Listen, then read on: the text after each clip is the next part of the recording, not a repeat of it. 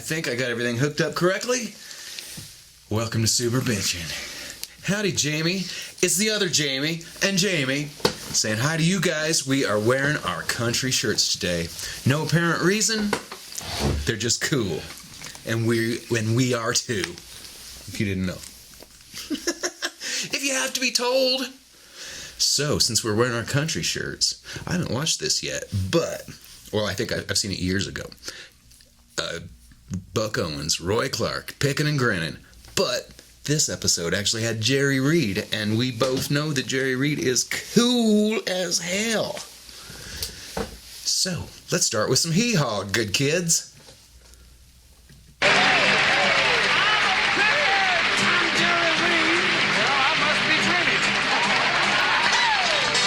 From having special episodes with other people. Like, I mean, not on Pickin Grinnin. It was always these two, but adding Jerry Reed to it was super cool. Hey, Yeah, Jerry, well, when Jerry Reed's available, you can... Yeah, and you wouldn't believe the crowd. I said to this one woman, have you ever seen such confusion? And she said, well, mister, you ought to know you're in the ladies' room. That's not funny. These days you can go... Yep.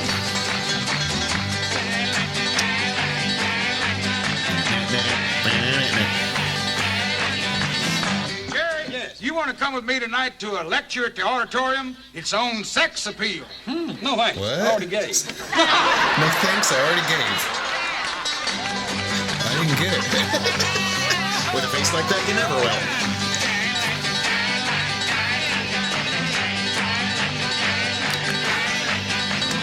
Hey, Jerry, what time is it by your watch? It's exactly 10-2. 10 to what? I don't know. Times was tough. I had to lay off one of the hands. That's the 70s for you.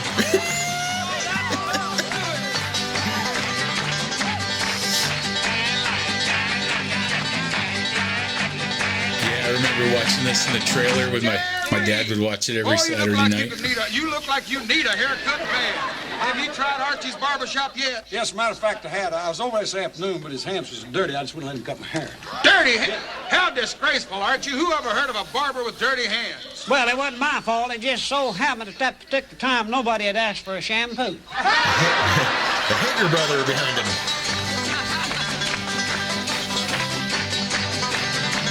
Look at these superpowers.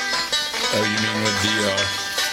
See, this is the problem you have with the cowboy shirts. You can't decide whether to have sleeves down or Have you sleeves been up. out to Operaland yet? Yeah, and you wouldn't believe the crowd. I said to this one woman, have you ever seen such confusion? And she said, well, mister, you ought to know you're in the ladies' Wait a minute. room. We already heard that. We're going into repeats now. Maybe they forgot their lines. That's a lot of shit to remember. I don't know.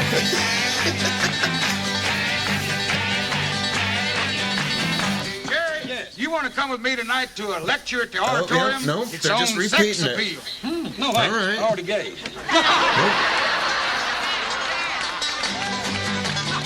Can't get enough of that. Or maybe we can. That was disappointing. I was hoping it was going on a little longer. I watched a great documentary on Heat Hall. I'd love to see it again, and I'd love to know more about it. You know, they filmed a year's worth of episodes in a week. So A week? Yeah. So, like, all these were done over and over. Everybody had to sit there through them.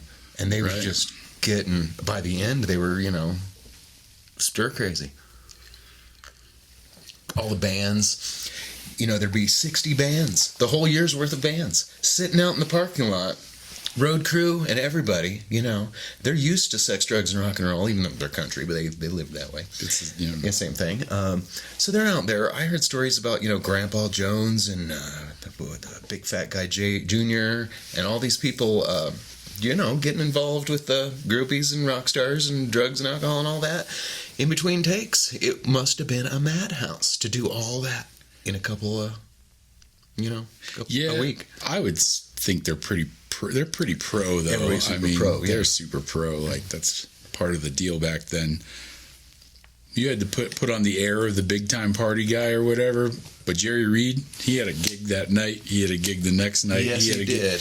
Gig, I always liked that when like a band goes to New York and plays the Today Show on a Friday morning. They play the Madison Square Garden Friday night, and then they play Saturday Night Live or something. You know, it's like they go. Yeah, SNL is the breaker for a lot of bands because it kind of comes out in the wash. Like, are you a crack unit, or are you going to sing to a tape? But think about what a great, in the 70s.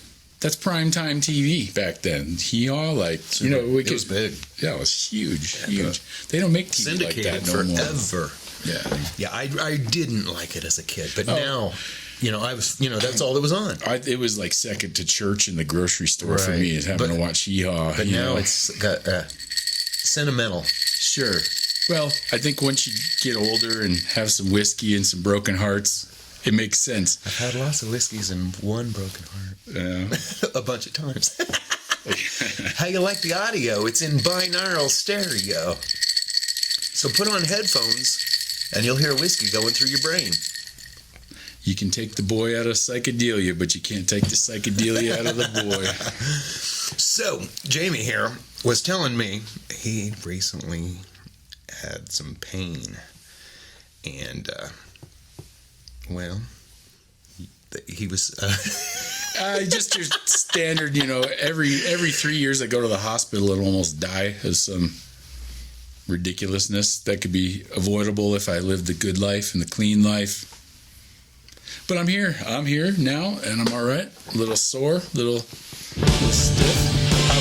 Here we go. I wasn't expecting today, Saturday afternoon, to be a drinking day. Is it Saturday? Yeah. But we had a chance to get together, so it's now a drinking day. And he was telling me, he's like, oh man, I'm drinking again. I haven't drank in a couple of weeks. I was about to the point where I'm saying, God, I won't drink anymore if you take this pain away. And I said, that's what this song's about. We'll have to play that later.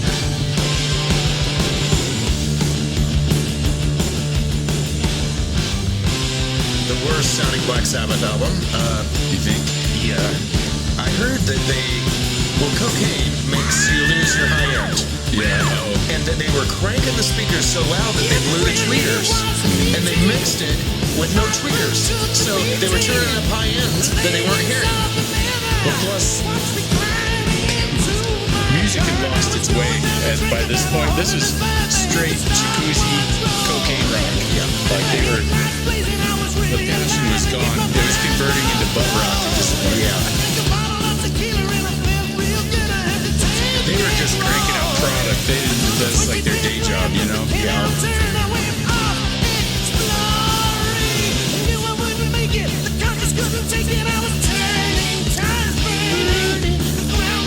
Here we go, the part I was talking about after this.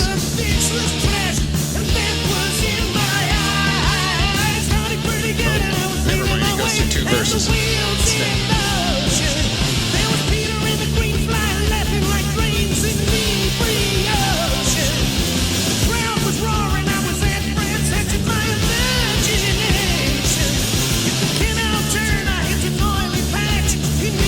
is that, a gas rip-wise? Tony Iommi? I think, because this is Paranoid, like, flipped it. Yeah. Not to talk shit about the band, Right. This goes against everybody's only got, the window, like... Right.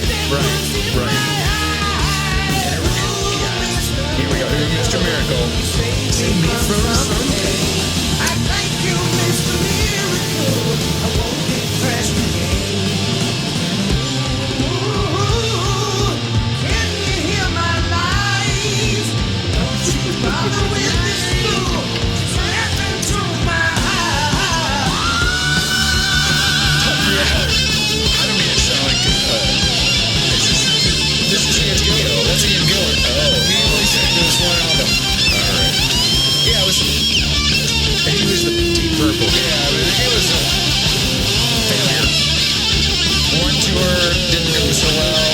Kind of like Gary Sharon and Van Halen, but... Yeah. Oh, this was the whole deal behind Spinal Tap and Stonehenge. Oh, yeah. Because they built a Stonehenge that was like exo-size, and they couldn't bring it anywhere. It was huge.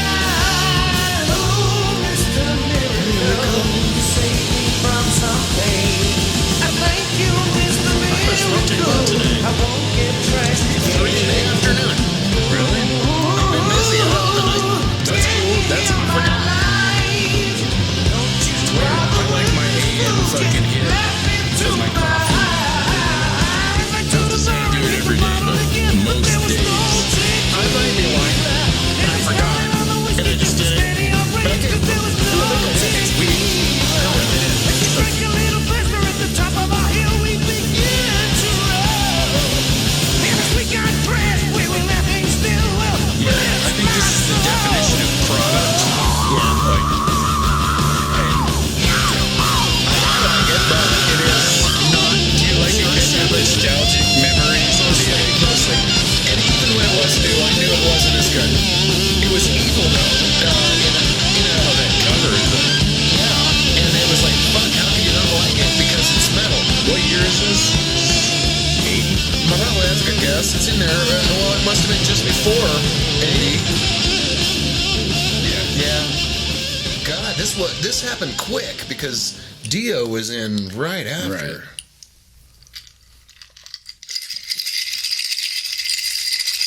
Binaural, the word of the day. Yeah. ASMR. This shit's fucking weird, dude. Bitches like they're making their clickety clack noises with their fucking blowjobs. So shit's so disgusting. Oh God, it's so stop. Let's listen to country music. Because it's gonna get us a lot of views. Dude, stop. What kind of country? You know, we don't like. Graham Parsons. No, Flying Burrito Brothers, Sin City. Oh! I mean, obviously, I love, Hank Jr. and Willie Nelson and Johnny Cash and all them dudes. Come on. Burrito, two T's. Yeah, but so Sin City. This is Killer. the harmonies on this. So good. That's the one.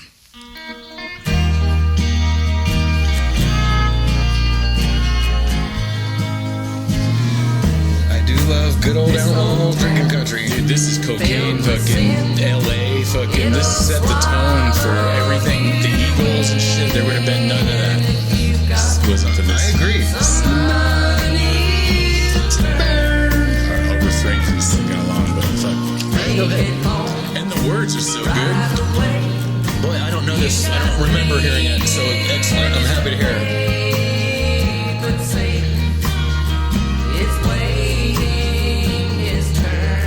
Nice. Satan is waiting his turn. Oh, wait till Mr. Thailand. The earthquake's gonna leave you in the poorhouse. Yikes. I've been talking about going on vacation for a month in Thailand because you can rent an apartment for $200 a month. You just get the shit shook out of you and flooded every 5 years or so. Yeah, I have to get lucky to go with the right Rolled time. in an alley. I would stay in a hut outside of town. I just want to be there for the beach. I don't care about city life. I'm in the city. Fuck that shit. Visit first.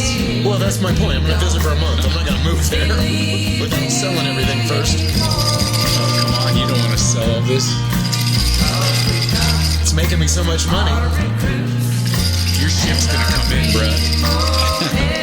Not many bands record anymore because of, MIDI and original bands just are less and less. Yeah.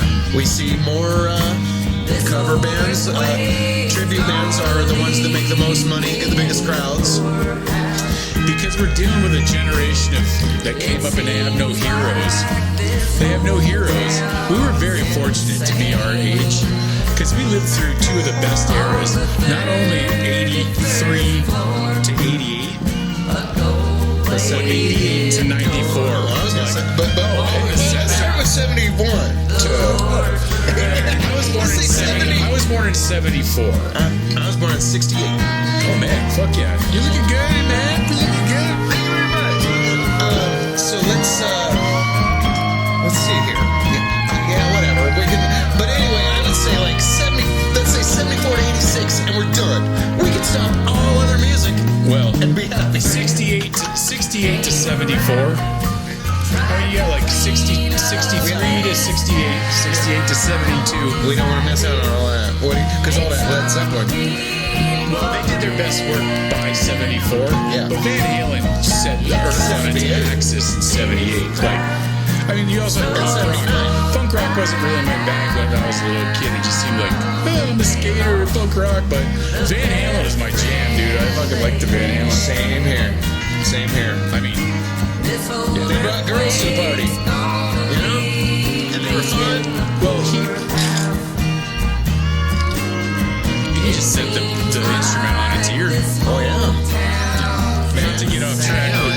Alex didn't get enough credit because Eddie had such a spotlight, but the two together really. Well, it's that brother combination. Sure is. Like Pantera. Exactly. I don't think Dimebag and Vinny, if they were brothers. They're, like it's like sharing each other's like socks since the time you fucking grew up together. Like I never had any brothers or sisters, so I don't know anything about that. yeah. Well, it'd be fun, it seems like, and a lot of torture, I bet. A lot of fighting. Oh man, I'm gonna have to listen to that whole album. this album? Yeah. Oh, it's quality. It's a classic. It's really good. It's really good. Graham Parsons is one of those dudes. I always felt like it's like Townes Van Zandt, one of those names hipsters drop. It sounds cool, but that's actually good fucking music. You know, people say it to sound cool, like they know shit. Oh, Graham Parsons, like, but he influenced Keith Richards. Like, this came out, and right when the Stones were hitting that period of like 68 to 72, you know, with Beggar's Banquet through Let It Bleed, Sticky Fingers, Exile on Main Street, when there's really their best work, he was doing coke with fucking Stones. And what's so funny, he did so much coke, they kicked him out of their entourage. Could you imagine doing so much drugs? The Stones have to say, it's too much. Because he was a rich kid from Georgia. He must have been acting. He bought his way. It's not just doing it. It's how it affects you. Yeah. So, while we're chatting here, this is my favorite alt country album, I think. I don't know if I always say favorite, but it comes to mind quickly. The Walkabouts did all these old covers, Charlie Pride and all kinds of shit. Right. But a couple of these songs have Mark Lanegan on backing vocal, or he has a couple verses and backing vocals, and oh my god, when he comes on, it blows everybody away. I've already played Mark Lanegan on another episode from this album, so I don't want to do that today, but boy, that song is good. Oh, Lanegan's man. He's the fucking hitman. He's like, how much money? Once I was waiting. All I gotta do is talk real low. Tell me where did you sleep last night? His book is great. I've read it, or I audiobooked it. It was awesome. It was awesome. Loved it.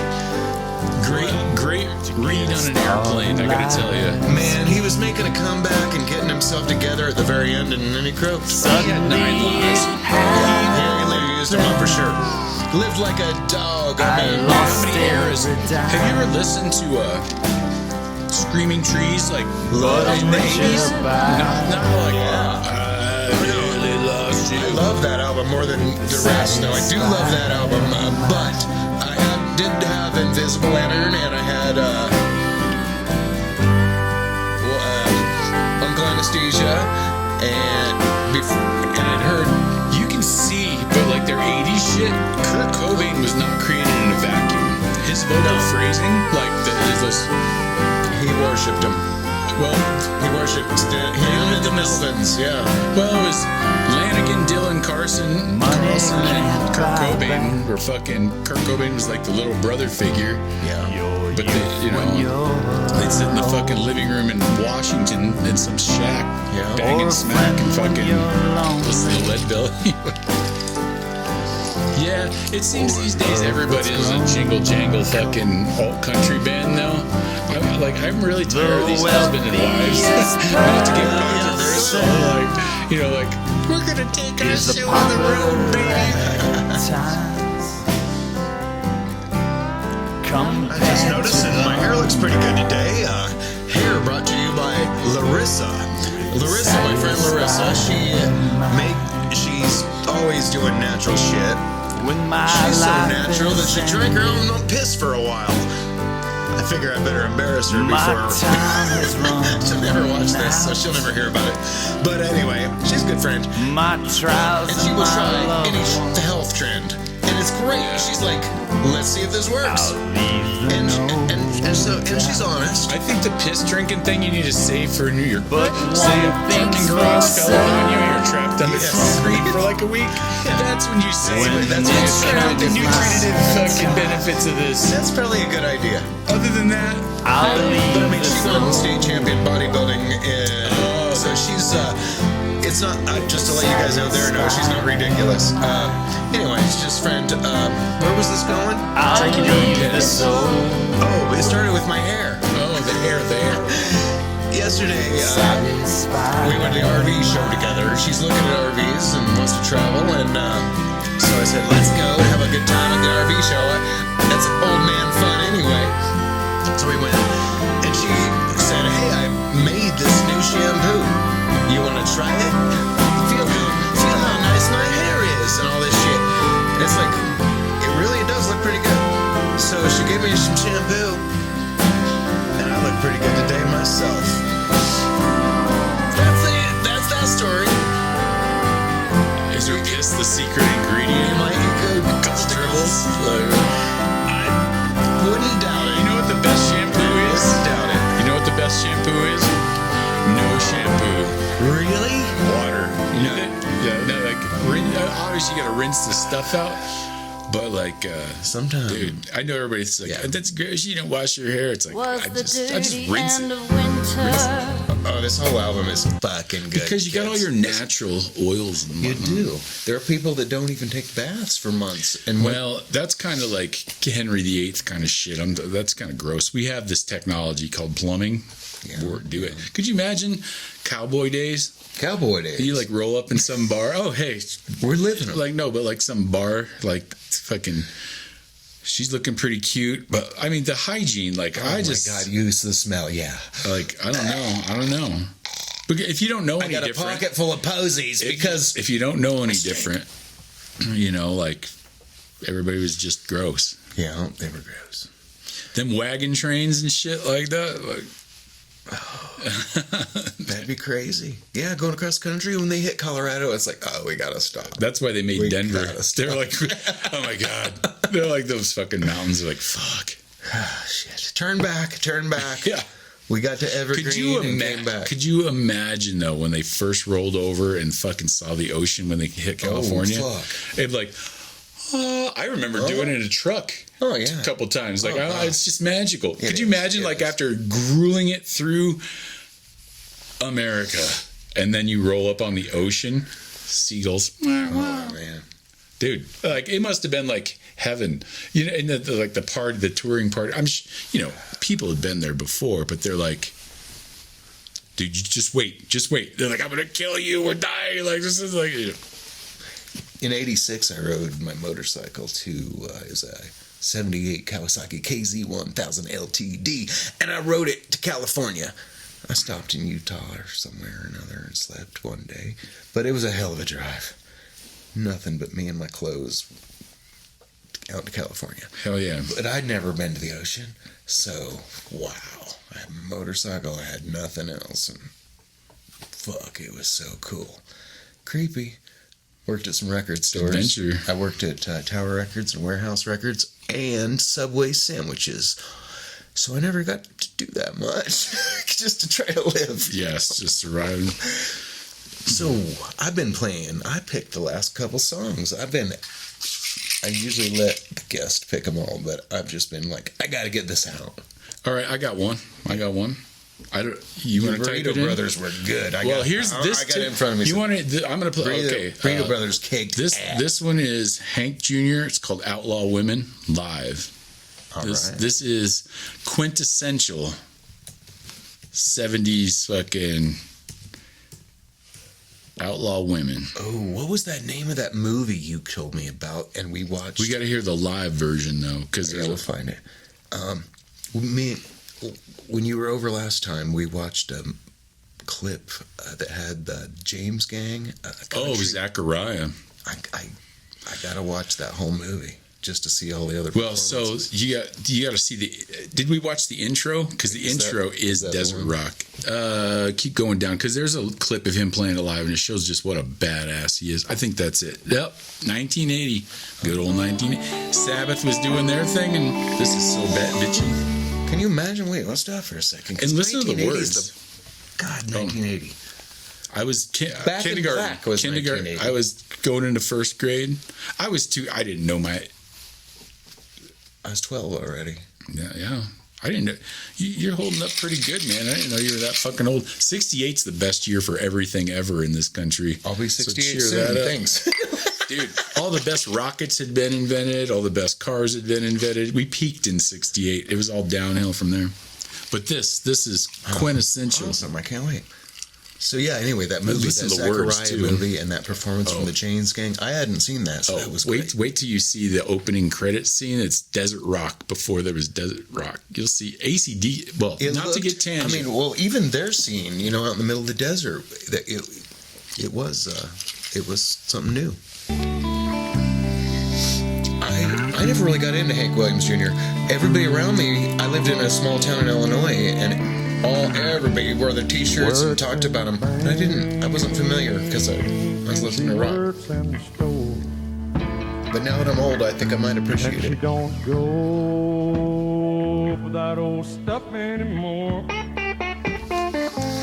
It's as real as it gets, obviously, right? Listen to the band. Likes to make love to just her kind of men. And those shades. Yeah, those are trademark. They're the first of the kind. Outlaw women. Yeah, I was missing out. They're right on time. I could have liked this and Back in Black, but I just didn't. Well, we were kids. This is old people shit. But as I get middle aged and stuff, Yeah. it's like picking up chicks. She works at the bank, she works at the store, but she don't roll like that anymore. It's like, fuck yeah, talk to me, Hank.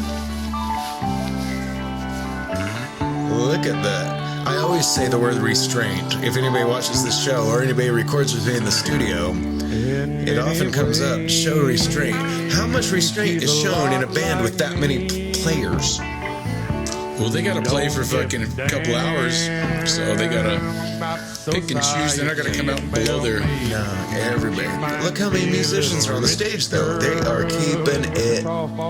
If everybody wants to do their part, but you gotta. Well, that is one thing about country music is the professionalism that's gone through that since Chet Atkins era. Dude, it's pros pro. I've known a couple guys that live in Nashville and they're like fucking pros, man. It ain't party time, it ain't celebration time, it's showtime, Exactly. Because if you ain't gonna do it, they'll just hire somebody else, We're just out for fun.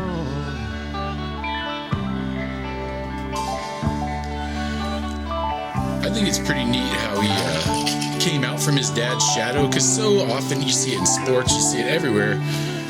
The son never, it's so rare, can actually come out from the old man's shadow, especially such a shadow as Hank Sr. And as a writer, it's not like, he wrote these songs. I'm sure he had a couple, Nashville is, there's hitman writers and, people get Grammys all the time for. But anyway, I just thought that was kind of. That was Super Bitchin'. I'm happy to hear that. That is what Super Bitchin's all about. That's before his fall and that's after his fall. I told you how he fell off the mountain and smashed his face. Yeah. Yeah. Well, I'm all about outlaw country. You got any others in your mind right now, or anything else you've been thinking about? Well, you can't really miss with. Let's see, I'm getting put on the spot here. Well, it doesn't because you matter. got Waylon Jennings, basically almost anything. Waylon Jennings just put ripping guitar. Yeah. And you know what's so cool? He was in the Crickets with Buddy Holly. You talk about a man, yeah. So he. Check this out. I guess I'd heard that before and I forgot. He looks like a badass there. What's going on? He looks all sweaty and coked out. Are you sure Hank done it this way?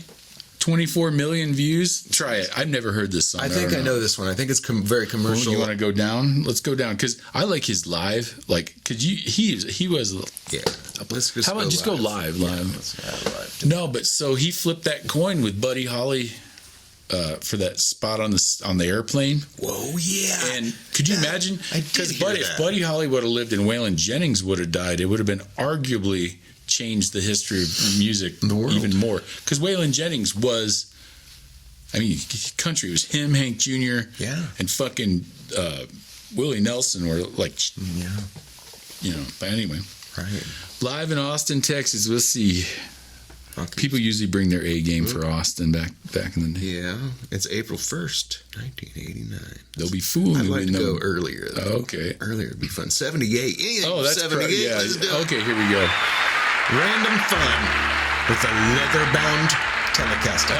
The Weezer. He's got the Weezer sign. He does have the Weezer I sign. don't look the way the average cowboy It's sings. Wonder Woman. Weezer fans, I hope you realize that, dumbasses, that They probably Weezer bought saw it this, from him. and Weezer really appreciated Van Halen. In a lot of different books, but even then you won't really There's know only one way to get cheekbones like what that. I did Cocaine. a long time ago. Cocaine. Women have been my trouble since I found out. Well, they maybe weren't this men. shouldn't be the most mellow episode, and we should go some Queens of the Stone Age in a little bit. I'm a They fan. built their Josh is- Josh is my man. He is. I was born with a fire down below. Yeah, but dude, when I was a little kid, this was the shit And that I you put me learned to. to fly a long I was like, time Dad, ago. can we play something else? Yeah. The first song, not to get off topic. Oh, well, it's funny you say that. The first song that got over with me, we pulled up to the beach in Curry Beach, North Carolina. I was all excited to go to the beach. My parents had to run to the store. I was 3, like this was 77, 78. And Don't ask me about the I years I was spent made out for in the loving rain. you, baby. Came on the radio. Country. I mean, the disco. What did I say? I said country because we're talking about country. That was all disco, but yes. It was the first song that got over to me. My excitement of going to the beach and my parents being gone, and I was just left in the car by myself, and that came on the radio, and I was like, I was so fired up. Yeah. From then on, Kiss, because I didn't know. I was little. I was way earlier than that. Kiss Alive. Probably Come On and Love Me was the first song that I'm like, yeah, because that's where it started. And I was like 5 when I got that, when I first heard that. Can I make a pick that's like way off topic? 7, because I'm 70. What's the Kiss song like? The one the Melvins did? It's the one about the old man who like takes the 16-year-old. Yep. That's I gotta hear the Kiss version. I love it. Better than hell. Love it. I absolutely. And this is like where all stoner rock came from. Yes, it is. Going Blind is what it's called. Yeah, Going Blind. Yes, this is. Play that. Yes, we're gonna play that next time. I think I've been reading minds a lot lately. It's been because, man, like 10 minutes ago, I'm gonna re-up on the Bullet.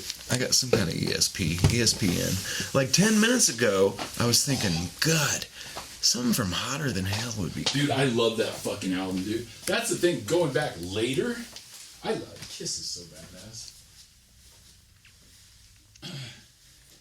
It's a weird one. Gene Simmons. without me. Gene Simmons song. I guess want to miss a.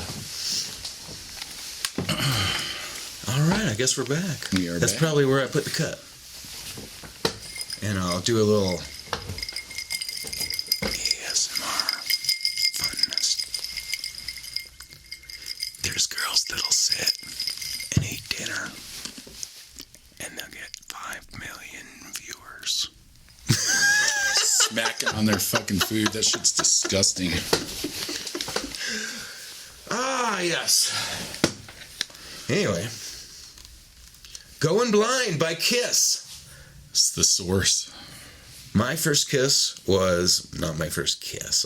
That was 8th grade, but this was way earlier, and I didn't hear Hotter Than Hell until way after Kiss alive. But way after 3 years, 2 years. I didn't get to hear this album all the way through until a little bit later for some reason. I didn't own this one. I was in my 40s before I really got into this shit. Nice. Pathetic as that is. Oh, that's cool that you went back, though, because you claimed your childhood again.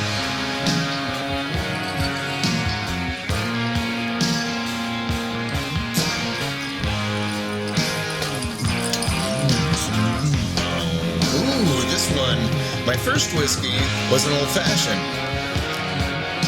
And this one's pure Bullet. And it tastes a little stronger. I still love it. I love it. And I know how it should be. There is nothing left to you and I. Some are young and some are free. Go, Gene. Yeah, young Gene was cool. Before he turned into Crazy Boy.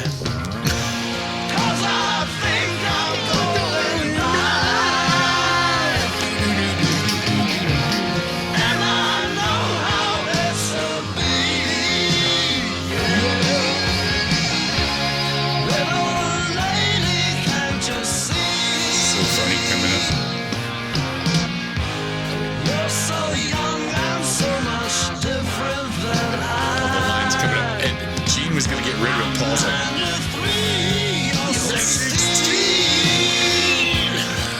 Gene was like, that's a little messed up of all people. Like, and Paul's like, nah, keep it. It's funny. I'm 93 or 60. It's kind of a fucked up premise for a song. It's so fucking weird. I'm going blind. What's that have to do with it? Beaten off. Seriously, like, So, yeah, I never thought of it. Really? Are you serious? I never thought of it. It's so obvious. That's okay. He's 93. She's 6. He's a dirty old man. Oh, I knew that. He's just beating off, like, because the whole myth about if you beat off, you'll go blind. Yeah. And I can attest to My vision is not the fucking case. It's not the case. No, it's not the case. But my vision is as good as it used to be. Like, Maybe it makes my vision worse, but you're not gonna go blind. He's singing his dick off on this, like he's going for I it. know. I've always loved it, but for some dumb reason, Like he never sings on this register. Like he's like, it's good.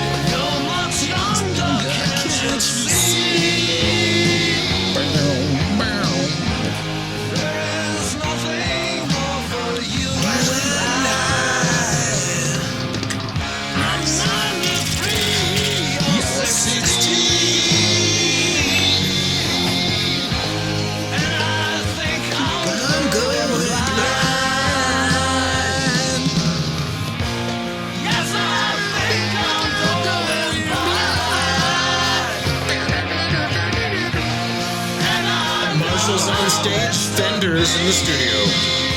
really? Yeah. Really? Yeah. What they use for distortion? What do you hear? Not very much. I don't know. What amp was it? I find it hard to believe they wouldn't use their. I heard Ace used a really weird amp that had like 3 12-inch speakers. God, what was it? I used to know more about it. I used to know everything about it. Oh, and can we hear 2000 Man since we're here? Sure! Dude, so the words to this fit so much today. I feel like the character in this thing. And this is a Stones song. Yeah. This is a Stones song. Exactly. It's way different. But dude, everything he's saying, I feel like he's like singing for me, right? Should we do this version? That one's a just hit that. We know that's real, but this one, it's got some... I like to. Let's do it. I like this. This is my favorite song on the album, too. I had this when it was new. I like this most. I liked it, but I was a little disappointed because I'd already liked all the other... Great artwork, though. I like it. Poor Peter Criss only played on 1 or 2 songs on the album. If that, it was Anton Fig from the Daily Letterman. They were phasing him out. I love it. Ace's voice. It's so funny. He sounds like he's from New York. Nonchalant. Well, he just sounds like he's from fucking New York City. Like, Yeah, he does. well, my name. He can barely sing. Whatever simple effect he gets, we got to use that next time we record. It's just a little slap back. No! This is the lightest album. Flipping.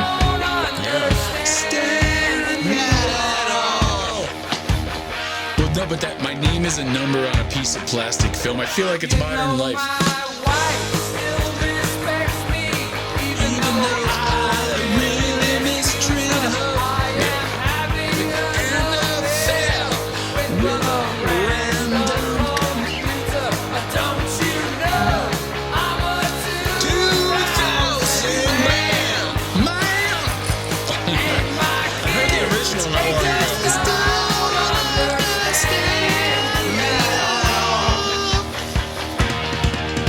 Fist pumping gang vocals. Understand me. Yeah, this doesn't sound like Peter Criss at all.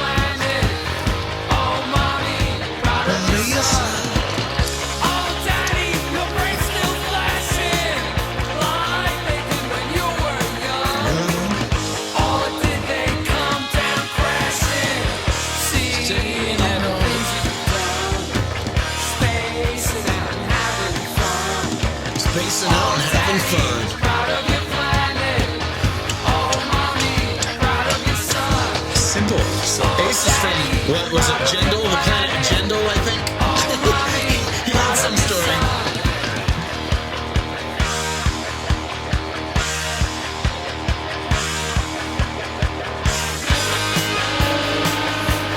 Diet Coke Jimmy Page. I love Jimmy Page. And he called Jimmy Page sloppy, which he was. And at times it was perfection. But as Jimmy Page got into heroin towards the mid-70s, he did get sloppy. But dude, he was fast and loose, man. He invented that shit. He did. Obviously, Ace loved Jimmy Page more than anybody in the world. But yes, I understand what he was saying. He kept some slop, but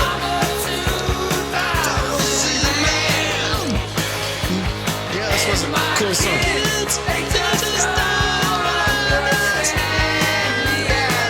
I'm like, what is that harmony?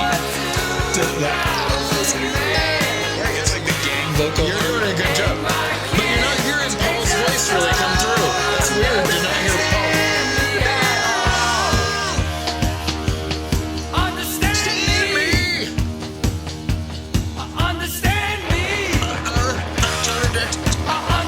This song or the Cars song?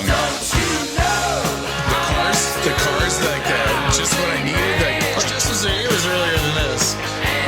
you think Just What I Needed was after this? Well, not. It was after the Stones, but not before this. That's what I was asking. Because the Stones version is like Right. So I never thought of that. So you think the Stones might have got a little influence from the Cars. The Cars got a little influence from the original version of this. Well, I think they got it from this, but if my timeline is off. No, your timeline's off there. Just What I Needed? I thought that was like 83 or something. No, that was like 78. Wasn't that early? This was early. 79. The first Candio was my favorite Cars song as a kid. Drive was mine. Really? That was a little later. I always thought the Cars. So I feel like Queens of the Stone Age bit a lot from the Cars. But the Cars it always seemed like they co-opted punk rock and tried to make it like super. Although the first song I ever played live was Just What I Needed, like in a wedding reception. I was like, and I was sold on this playing. He's a live lefty thing. if it looks weird. Yeah. But he had a Les Paul and a Marshall. Marshall, you still have either of those? Oh, yeah, actually. You got. I know you got new shit. I saw you with. No, recently. so now these days I got a casino, Epiphone Casino, hollow body through a Fender with fuzz pedals. Although I just put together, I didn't have my phone with me. I put together my first guitar I ever had, which is a Fender Strat, a white. I have never seen that. Nobody's ever seen it because I took it apart when I was a kid and I never put it back together. And one of Dan's last things that he did on this earth was to solder in the pickups. Nice. To put it all back together. Nice. Anyway, so I got it. I'll show you a picture Bitchin later. left-handed. That's my next move. It's going to be sweet. I'm going full on. I can't wait to hear you. Oh, it's got a landing bar. All right. So Jamie here, if you look up, you search Audio Dream Sister, and you'll find shit. You'll find stuff that we recorded, and he recorded elsewhere, but we recorded shit. Fucking. There's a lot. God, over 15 years ago. Forever. And there's more to come. Forever ago. Can't even remember how long ago it was. God. The early 2000s. Ooh, should we listen to like Black Pyramids or something cool real quick? Should we listen to an old? Ooh, what you guys went? We could do Black Pyramids. Then you went through that other phase with that other guitar player for a while. You added. He was on drugs. The heroin guy. Yeah, that was. I almost got divorced on that. Yeah, I remember because it reminded me of Quentin Tarantino in Pulp Fiction. It's like if my wife comes home now, don't bring heroin in the house. No, I know. You're like, if my wife comes home right now, I'm getting divorced. I did end up getting divorced, but it wasn't because it was much later. That was much later. We could do. That stressed me out so bad I couldn't poop for 3 days, and that was a big deal. That was a big deal around the house because she did get mad. Dude, I bet she did get mad that he was. Yeah. Anyway, he's been through several band members, some really good ones. I would love to play. I've played with every drummer in this fucking town. Some of those guys from the brothers. Ricky Martinez, Kevin Kime, obviously, Shane Falkenhart, Justin Jones. Yeah. Homie, what's up? You've done some really cool shit, really cool stoner rocky stuff. A lot of it. What is an old good Audio Dream Sister song we might want to play? Well, there's Quasar. Quasar is great. That is kind of a definition. It's the first song on the first album. It's kind of a mission statement. Although we did branch out, but Quasar. I was very Kyussing at this point, as if it's not noticeable, but comes right up. I was super Kyussing. I can't wait. I remember loving this album. Turn it up, man. I wasn't banana about the drum tone, but it is what it is. Yeah, it is what it is.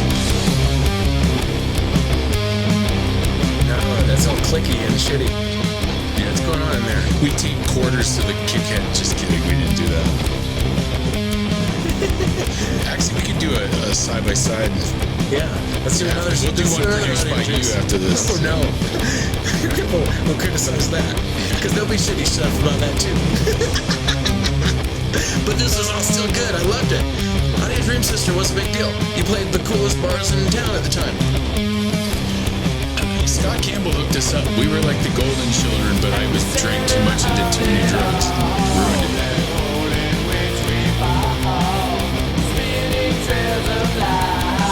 There's really two Jamies there. Except for the stuff we recorded, I always make fun of him. He's like, let's do 5 Jamies. Stack him and track him. So it makes him sound full. Sometimes that works really well. Sometimes that works really well. Maybe we'll find a song. I can't wait to hear something, because I haven't listened to the shit we messed with in years. It was all good stuff. This is back when I was using Mace Boogies. Oh. Yeah, this was so I went Plexi on the second album. Okay, I only knew you was a Plexi guy. Yeah, but this is a little bit before, because I was all, new metal was a thing. I heard this. My buddy Mikey's house. Mikey's actually sound guy for Slayer and Exodus now. He travels the world. Nice. But he insisted on the clicky kick drum. He's like, just trust me. Now I hear that quarter. It's just B. Anthony.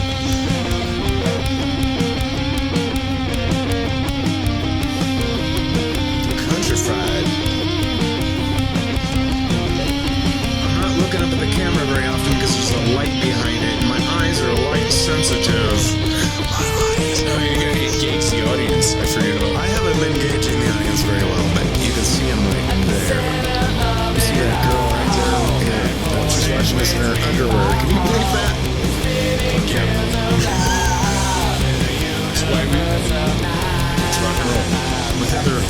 with 4 other people, not at the same time. Yes. Girls gotta pay the bills. They gotta pay This was it. This was the memorable of it all. Yeah, I remember that. That's a good tone, really. Guitar tone. Sweet! Audio Dream Sister from way back when. Denver band, you kids out there. We could do Black Pyramids because this is as close as I could get to Soundgarden. You know, Soundgarden's like their writing is just off the charts. It's beyond. Their Coca-Cola and bands in town are like Diet Coke, you know. But this was. And is this on that same album? It's wait, maybe I never uploaded it. Hang on. It's on audio. Well, if it ain't coming up. Did we record that? I thought that was before us. No, we did that one on our. I don't know how many I got off fucking too. Just let's see what we got. Just go Audio Dream Sister and like okay, just let's see what we got. I know Cowboy Killer's on here. That's all right. That is good. We're wearing the shirts. Oh, I remember that logo. That's the logo you were using with the heroin guy. And we recorded this to tape. Yeah. Okay. Hang on. Oh, she's a clean machine. Let's do that one. That's always a good song. Right. This is. Oh, this ain't that recording. Oh no, it's not. That's all right. We'll listen to a little of it. Just a click. Let's see how clicky that kick is. Was it Kevin on drums? Yeah. What's he doing? I haven't seen him forever. He's a jeweler. Jeweler? North Dakota. Wow. He's he jams. Yeah, he cool. jams, but he's a mellow dude. He was weird. Well, for you guys. I always love Kevin. But well, he was always he was cooler than us. Like he liked Sonic Youth. He was more alternative. Yeah. Yeah. I was going for that Queens of the Stone Age one. Dark's like. Is this that is my soul? No, I always loved Dream Sister. Am I going bald? No, it's on your head. No. The answer is no. What's going on up there? I saw something on camera. I think you're. Nah, you got nice thick hair. You're good, man. I don't know. Dude, you made it this far. You ain't going nowhere. My birthday's in May, and that sucks. All right, let's see. Yeah, let's go back. Let's do one of the Jamie Hilliard produced fucking tracks. I hate to think I blew my wad on the first fucking album. First album had all the good songs, whether they were recorded the best. No, great. Devil's Daughter, we did that one. Keep going now. Oh, El Diablo's a good one. Oh, that was Audio Dream Sister 2. I like El Diablo. Cocaine and Cactus Liquor. I remember that logo. Black Perfume was good. There was something about Dead Girls or something. Yeah, Dead Girls Can't Say No, but that's always kind of like off color. Like, was that a cover? Because somebody else. I really got to redo this whole channel. So no, I wrote it. Negative Love. I kind of remember. Cowboy Killer's the best one. Well, let's check that out. I remember that. That was a later one. Yeah, this is off our most recent shit. This is not on any albums. We did that here. But this is like spaghetti western. Fitting the shirts. It needs a. To Dan. I don't know. I'm getting a little thinking about Dan, obviously. Dan, the bass player, recently died. Happens. He just wanted to get it over with. He did. Because his girlfriend died.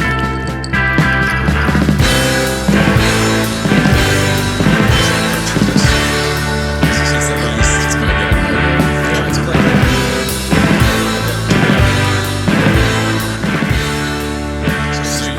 So your recording's hotter than the first album, then, for sure. That's what we want. Yeah, I ain't trying to go down memory lane too hard, but this is a good fucking. This was our most Zeppelin we got, which Dan and I had delusions of. We got the vocals buried. You think? Let's listen. Yeah. Yeah, you gotta reach for it. I think you did that to humor me a lot because I was always trying to go for that. You were always Buried the vocals, You were always- Ozzy, although Ozzy's vocals aren't buried, but He's always trying to talk me into bury the vocals and double, triple, I know. It's wrong. triple. Just one more. Rival. What's better than 5 vocals? 6 vocals. I watched that Brian Wilson movie. Cool. Did you see that? Which one? Well, Maybe. it just came out. It was horrible. Oh, no, I haven't seen anything recently. Anyway.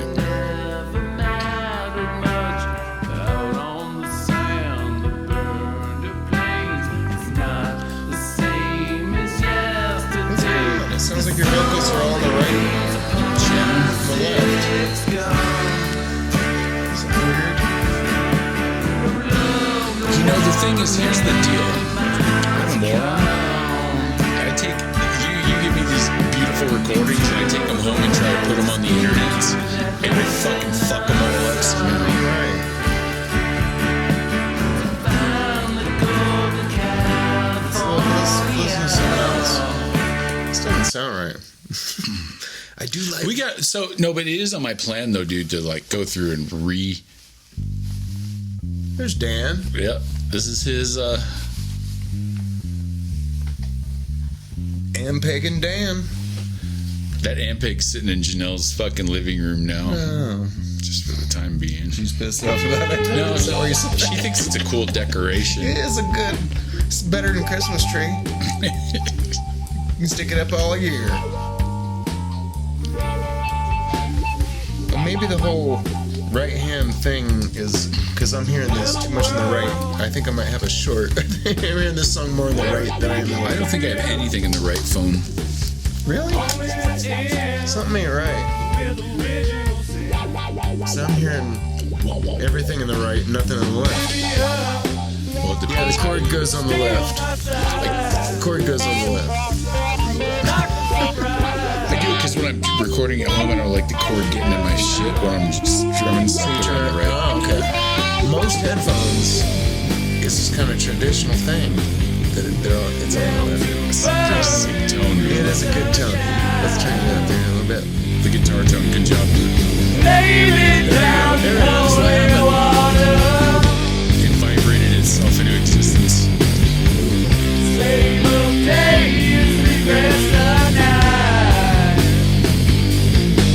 Maybe it's just our headphones. Ain't hearing it. I'm gonna knock that out. Weed and hash.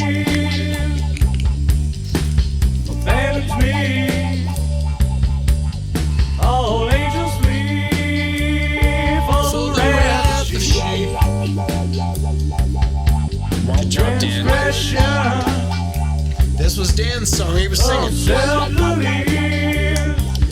For all you friends out there, I think most of my friends know Dan. Yeah, there's something going on with the headphones. It's that.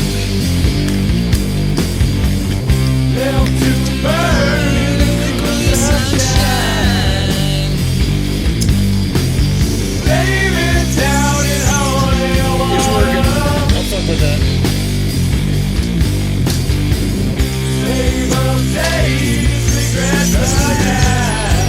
Oh, it's right here. God damn it. The audience is here.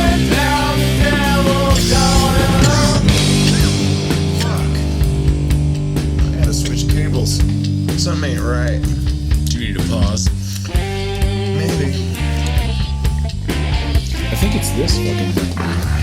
I hope so, because then I'm looking at the signal and it looks like it's perfect. So I think it is our headphones and not what's getting recorded, Which would be good. but I'm hearing. Yeah, Guess we'll find out. that's what they say. I met a girl last weekend and she said, "You'll find out." In her arms I would stay. Temptation carries away. My discretion again. Yeah. Fuck, that is shitty sounding. Left to burn.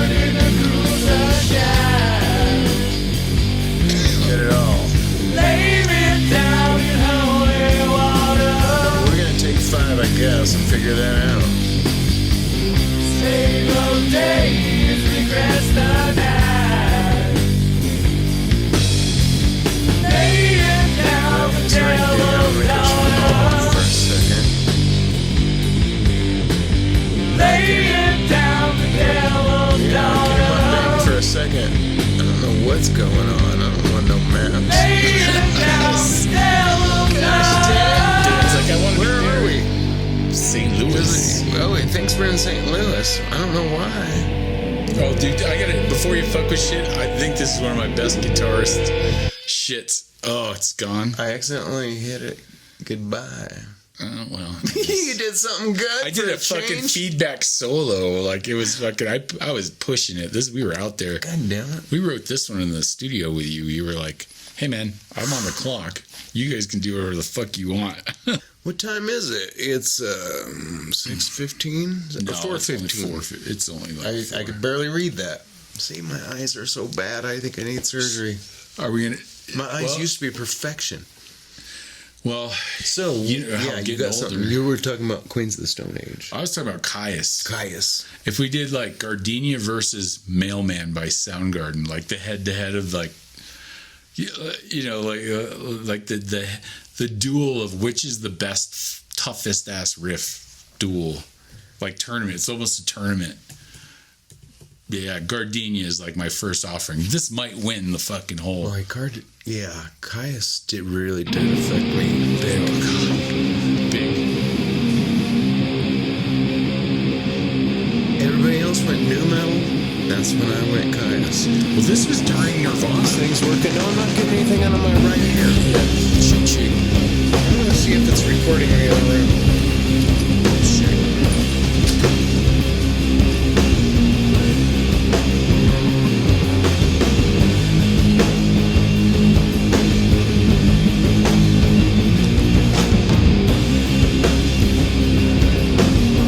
There we go. It's on now.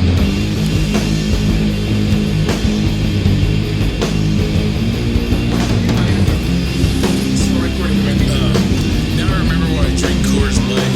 It's so fucking delicious. This whole recording might be history because we didn't get any of these songs correctly. The audio was fucked up.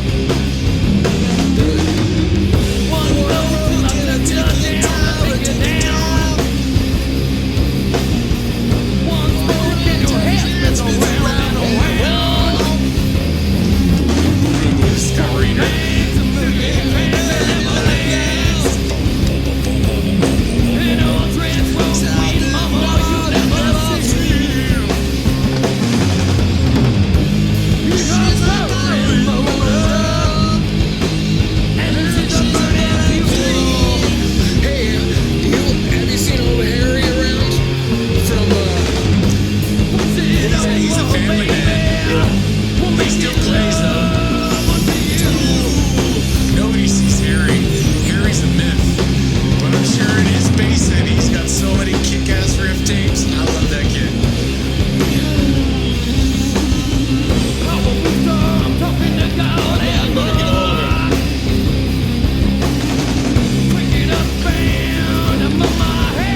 That's the thing, it's a guitar riff science project. The tone is just so fucking lush and perfect and bassy and tough.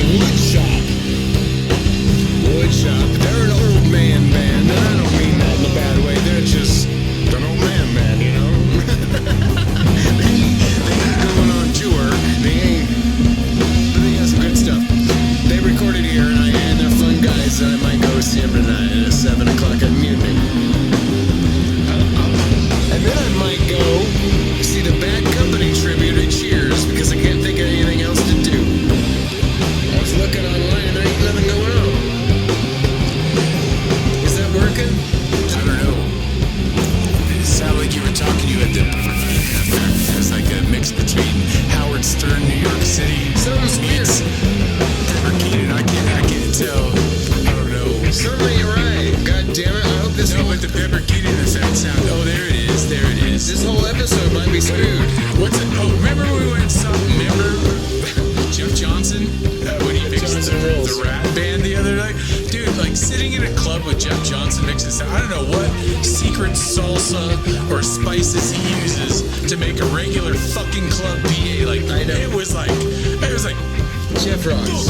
like it's fucking beyond just science. Like it's Kids out fucking there, so Jeff Johnson, yeah, that cheers.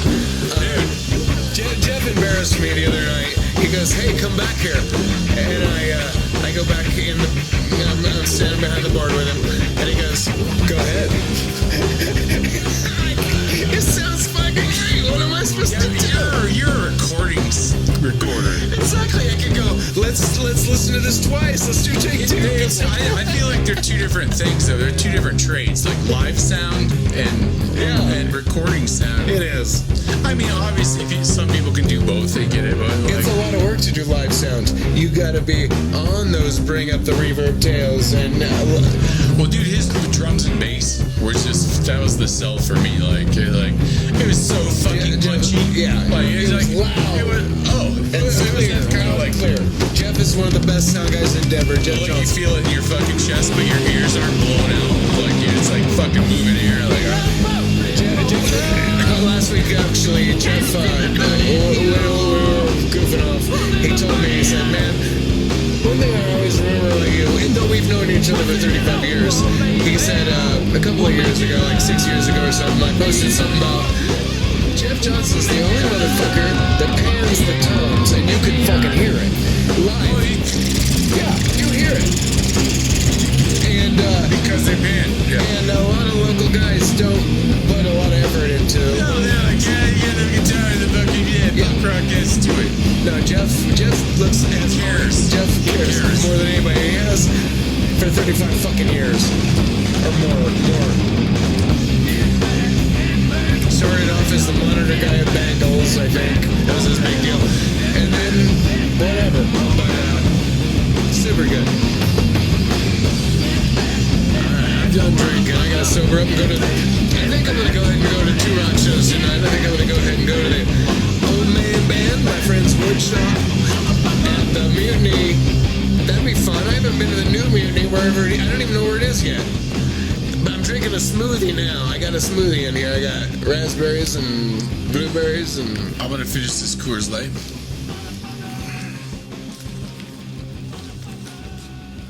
motherfucker. Okay. Versus. This is a tournament, by the way, for like the that's heaviest right. riff. That's right. So we're gonna do Soundgarden I Mailman. forgot we were talking about Soundgarden Mailman, like, because this is the Riff Olympics right here. It's Riff Olympics. We're pitting all the best riffs in a tournament. We have to have some direction. You feel me? Fuck yeah. Mailman by Soundgarden, like the. Kim Thiel. Ooh! He's Tony Iommi, the second coming of Tony Iommi. Dude, Matt Cameron, everybody is. Yeah, this man is. Woo! And the words, he's such a better singer than John Garcia. But it's about the riff. Yeah, I think we gotta make the rules. It's about the riff. Okay, well, Soundgarden's better than Kyuss overall, probably. I hate to say that. They are. Yeah. Because, and it might be partly because of the big LA production afterwards, but They're better. I love Soundgarden. And I love early Soundgarden is, I don't know. This is badass. This is great.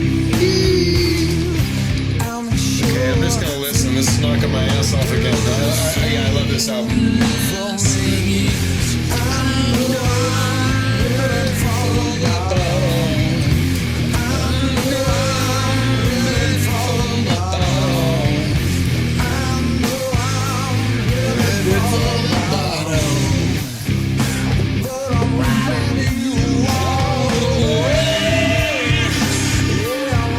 Did you happen to catch him at the Gothic early on?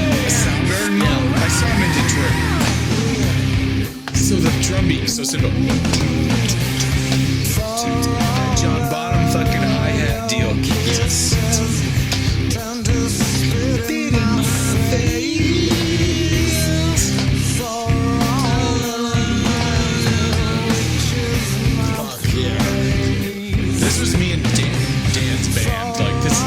this is our band. Like other generations had the Beatles or the Stones or something. This was our band. Yeah, Soundgarden. It was the one time the universe pandered to us. 1994, 92 to 94.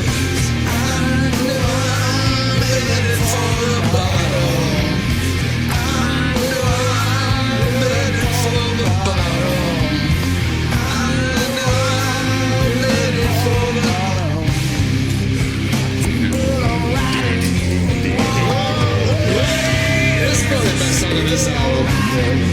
Was 4th of July on this album? That one's good too. You're gonna play that next.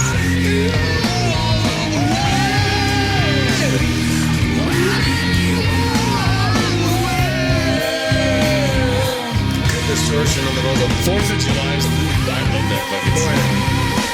That's a defender. It's called Mailman. It's about being an everyday working class dude, just fucking, you know, like just disrespected on the dirt beneath your feet, you know? Yeah.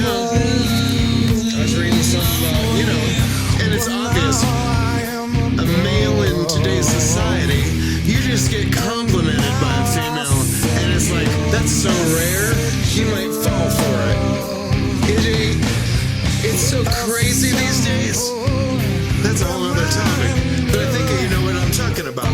That's why they invented smiles. It's like you smile at her, she smiles at you, or she smiles at you. You don't go, ooh, you smile back. Yeah, I like the smile. The smile, like You don't run and say, where's your mask? No, I just brought that up because it's a traumatic thing for me. I don't think... One time I was walking on this nature trail out in the middle of nowhere. It's 90 degrees out during COVID. And some doctor comes up to me with a camera and says, what are you doing? That kind of shit. fortunately we survived. We survived. Whatever. I'm like, this is the...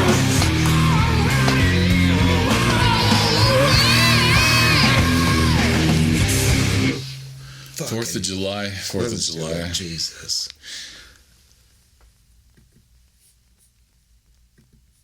Well, if you haven't noticed, that was all a scam. Like, it's like they made so much money off the fucking vaccines and shit. Like, it was a false flag. It was Why a false don't flag. people will... It doesn't matter because there's gonna be a new one fucking next week or something. You know, it's so heavy. It's so heavy because it's deep and... But the thing is, it's so heavy, but it's not that dirty. It's clean dirty. Right. And it's not... Anybody could still... It could go a long way because it's not a bunch of screaming vocal. It's not... It's not... You know... My dad butt raped me fucking music, you know? It's like, it's beautiful. It's heavy and it's beautiful. It's not like, I'm pissed. I'm so fucking pissed. Right. There's nothing about that. No. It's just no heavy and beautiful. Yeah. Days, clean sparks diving down, cooling all the ways where the baptized drown. I got to stick with my smoothie the rest of the evening.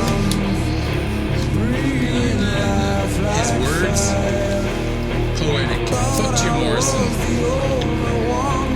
Chris Cornell's the best rock lyric writer.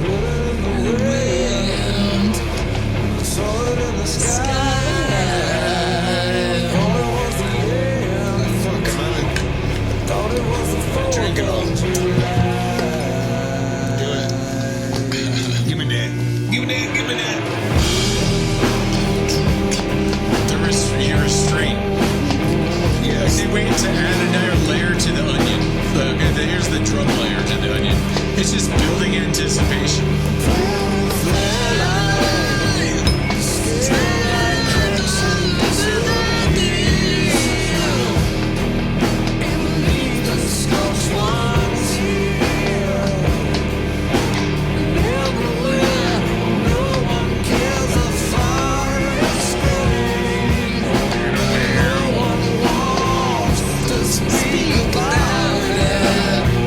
Fucking fantastic lyrics.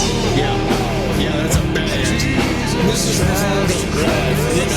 They're not fucking around. This is Soundgarden.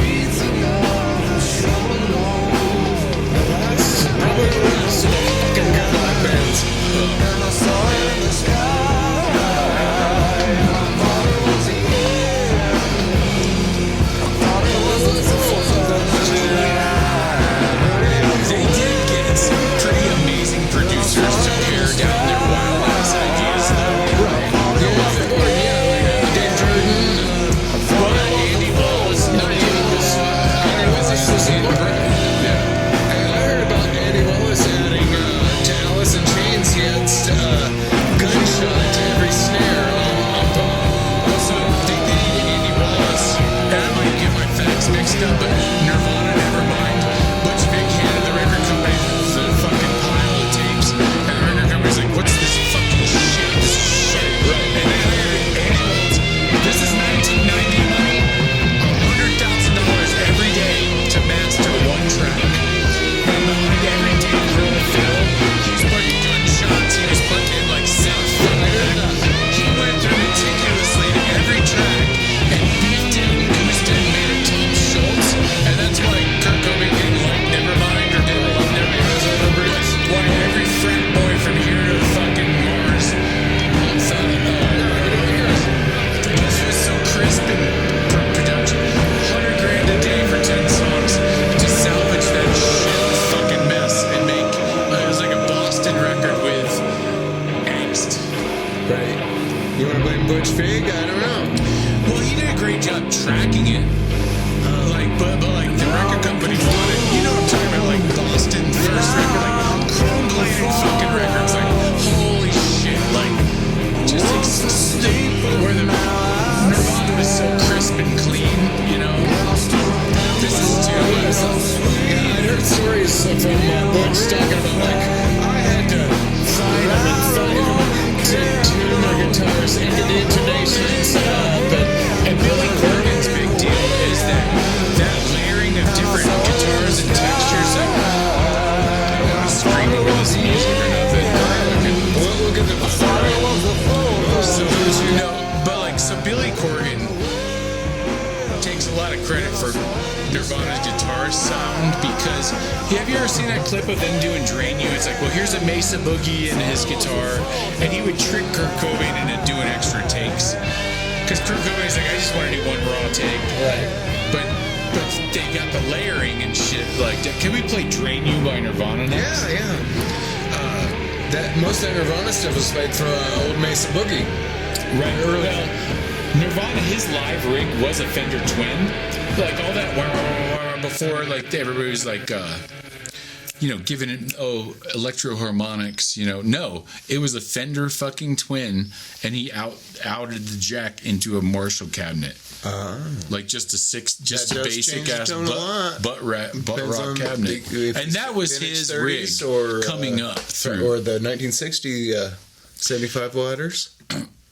But I get the feeling he just played through whatever was available. I'm not getting anything. I can't It's not moving. The computer's not moving. Unless you want to watch the ads. No, I'm good. If it comes up. So the production values. That's all I'm talking about.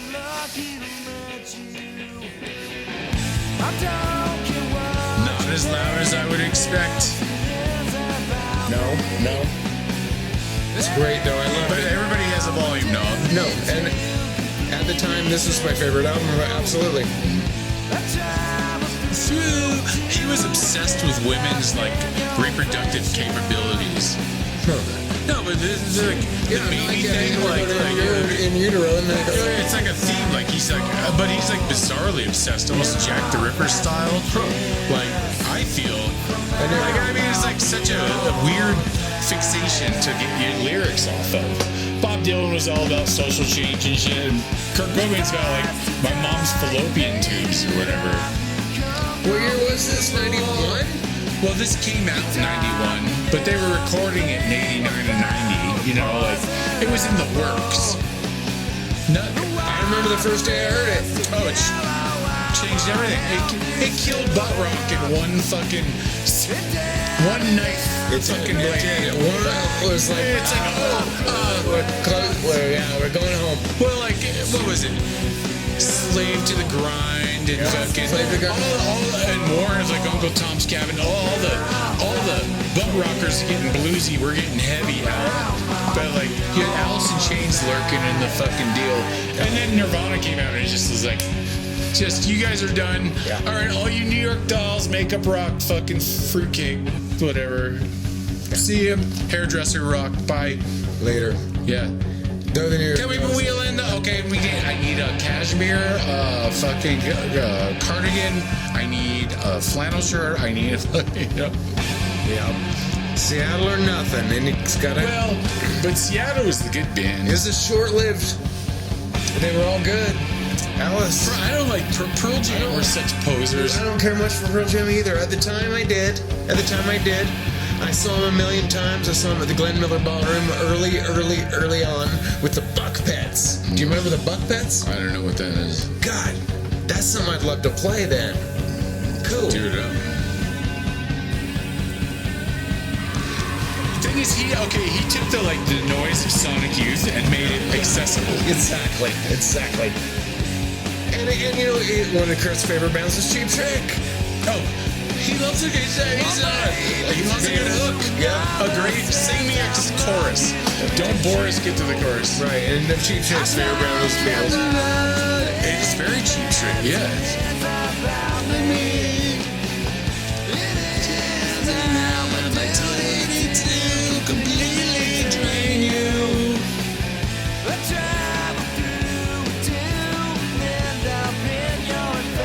But between this and In Utero, you see the baby thing. He's just obsessed with yeah. Because this song's about it I don't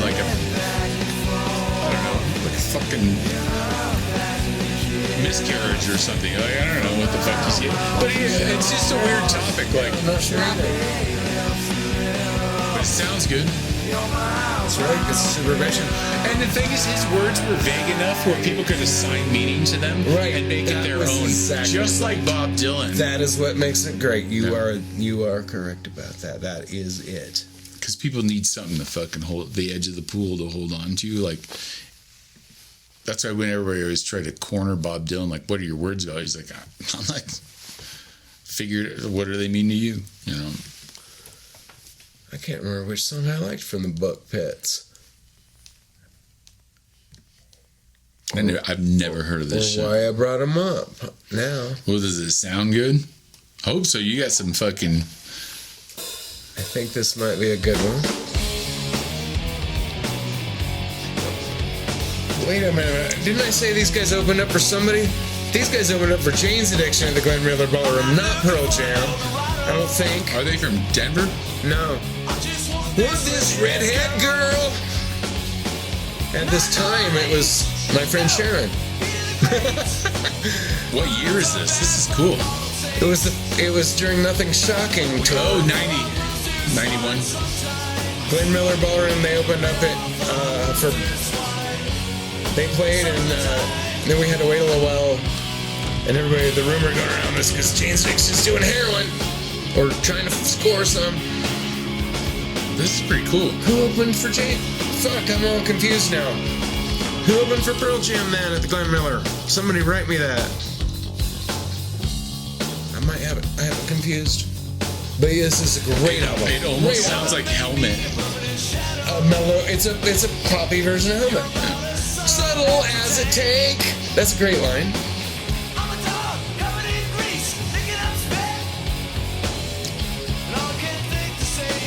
Bizarre artwork for sure. Yeah, it is weird. Well, consider the times, Yeah. Some of the time. When this was new, it was Jane's Addiction time, and I did love this whole album. I need to go back and listen to it. It was the poppy version of all that. I don't know what happened to anybody in the band. I need to look it all up. But it's great. It's great. Here's a hot take. Jane's Addiction is just an extension of surf rock. That's part of that, yeah. Perry Farrell is Definitely almost an instrument. He's an instrument, in Dave Navarro's 80s California distorted surf rock. Not to cut this off from it. No, it's cool. I get that. Because I wonder, you see them fighting these days and stuff. God, that's it's awful. come on, just be pros. Yeah, I know. I know you got $1 in college, but Perry Farrell looks like he belongs in a wax museum. Oh, he's crazy looking. Yeah, total. Yeah, plastic surgery. I think it's cool. Dave Navarro basically by himself creates a whole show. For being such a rudimentary guitar player, Right. Right.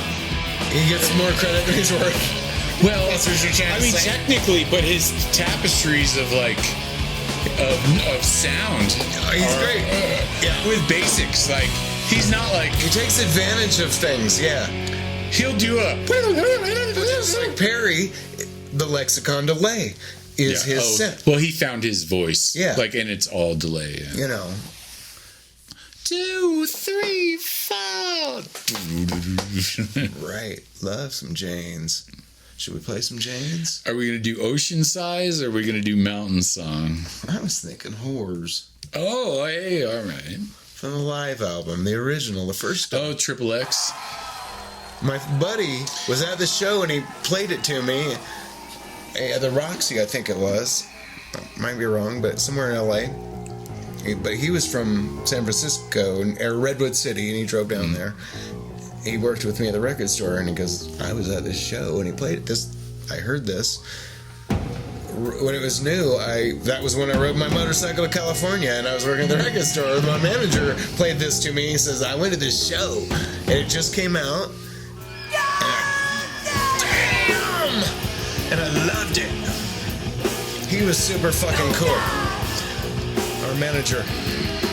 After hours, we had lasers for security and shit. And for fun, we would do things like, let's see if we can...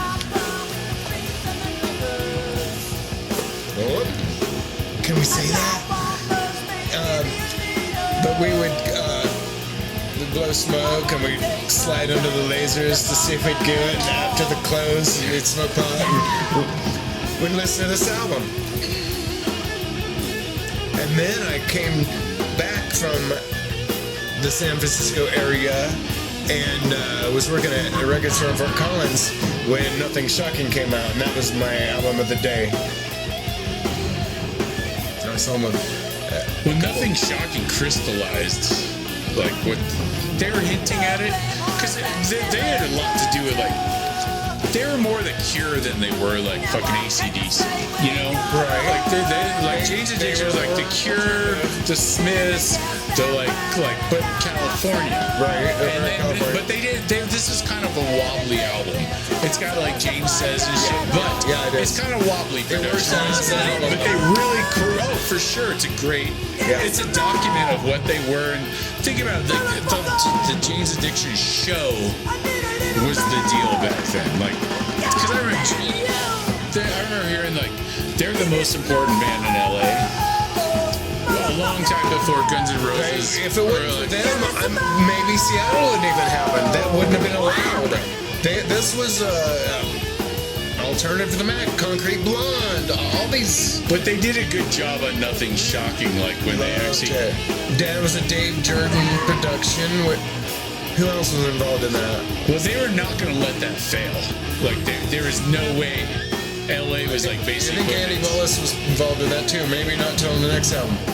Might be wrong. I've watched. But they are the biggest collection of no talents ever that were huge. Like seriously. Well, Steve Perkins knew how to count, but the other guys didn't. But the other guys really didn't. They were just. Eric Avery's got the he's basic. Exactly. He was another more of a talent too. Yes, you're right. Well, he kept it together while Dave Navarro was like could do whatever he wanted. But there was almost no way they were going to let this band fail. Like until nowadays you see them just failing on their. They fail on their own and retarded. Well, they never wrote anything. Like you would think when I thought it was cool when Dave Navarro went to Red Hot Chili Peppers. Good albums. I didn't like the Chili Peppers with Dave Navarro. I just don't like the Red Hot Chili Peppers. The only Red Hot Chili Peppers I barely fucking like is that one Dave Navarro. Really? I saw them a few times and they were real fun. And recently too, it was so good. But we gotta hear Ocean Size. All right. I'm gonna take a whiz. Okay. I'll take one too. But yeah, all right, COC on that. This song is so badass. I think it's. I haven't heard it, so excellent.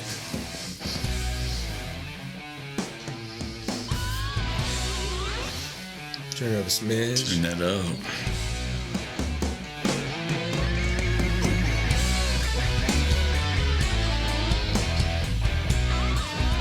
Oh yeah. This vocal effect, though, pay attention. Like, how close can you get it? I like the way you talk.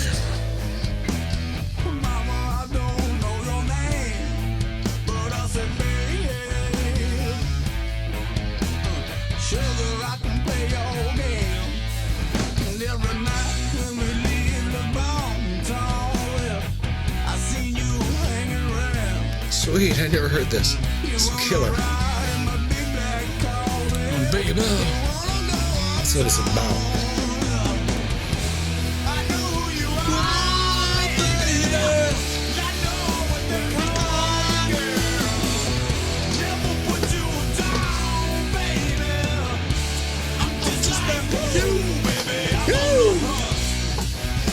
I hear ya.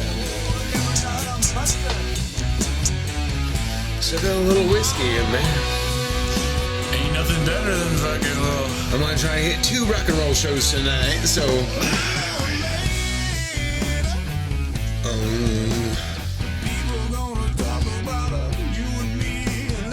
know what I'm talking about? About the effect, though? I think you got it. No, it's a slight delay. I get it. Yeah, it's a slapback.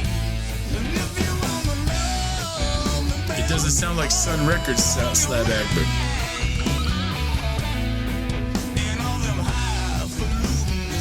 Because it's like, it almost feels dry because it's not like a reverb, but there's a little bit of delay.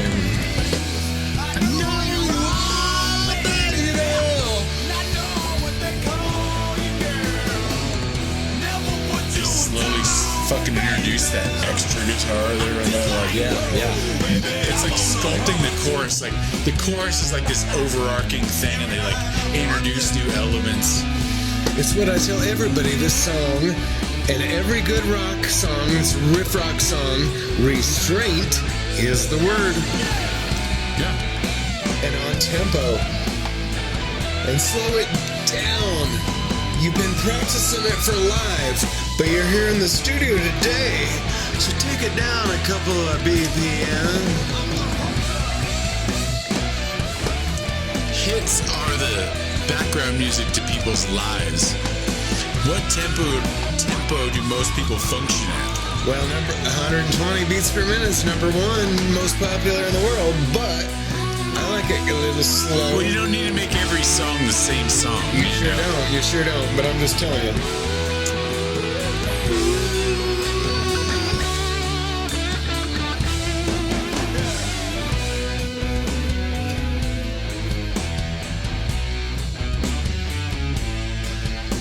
I just picture these dudes sitting in the basement of some house in New Orleans just fucking twisting up doobies and fucking recording the most vacuum-packed riffs ever. Like, there's so much shit that Pepper Keenan probably does when he's bored, like, just day to day.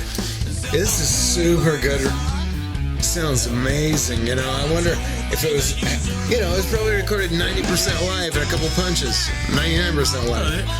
They grew up on this song. They know this fucking song. Yeah, exactly. And they have the restraint. Nobody wants to hit extra cymbals because they're an asshole and needs to be heard too much. Cymbals need to go. That's the biggest thing. I'm always telling drummers, mellow your ass out. Maybe an open ride. Yeah. But mixed down. Sometimes it's the case. No, they call it playing drums, not playing the cymbals. No, I had a band in one time, and he's like, I was telling him, I'm like, you're overplaying. And he goes, whatever from, what's his name, Nick Mendez, the guy from Megadeth at the time. Yeah, sure. He goes, isn't, and I go, so I brought it up on YouTube. Thank you, YouTube. And they, and it's like, listen, it's straight as fuck. It really is. He was overplaying. It happens all the time. Everybody does it live. All new bands overplay. After this, can I make a pick, which is like the textbook example of drums underplaying but being like overpowered, But like, doing it right. Yeah, and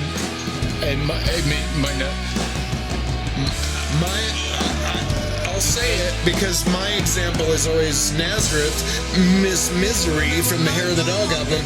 It's stupid riff and stupid drums, but it's perfect. But what are you gonna say? When the levee breaks. Oh, it's the perfect drum tone. Like there is no better drum tone ever been recorded. There is not. You are correct. Of course, they always play everything so tight.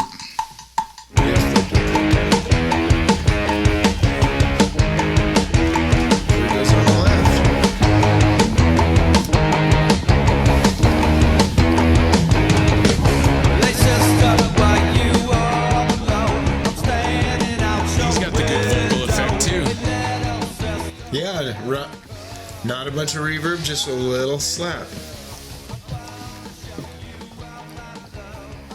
Whoops, turn up a little smidge.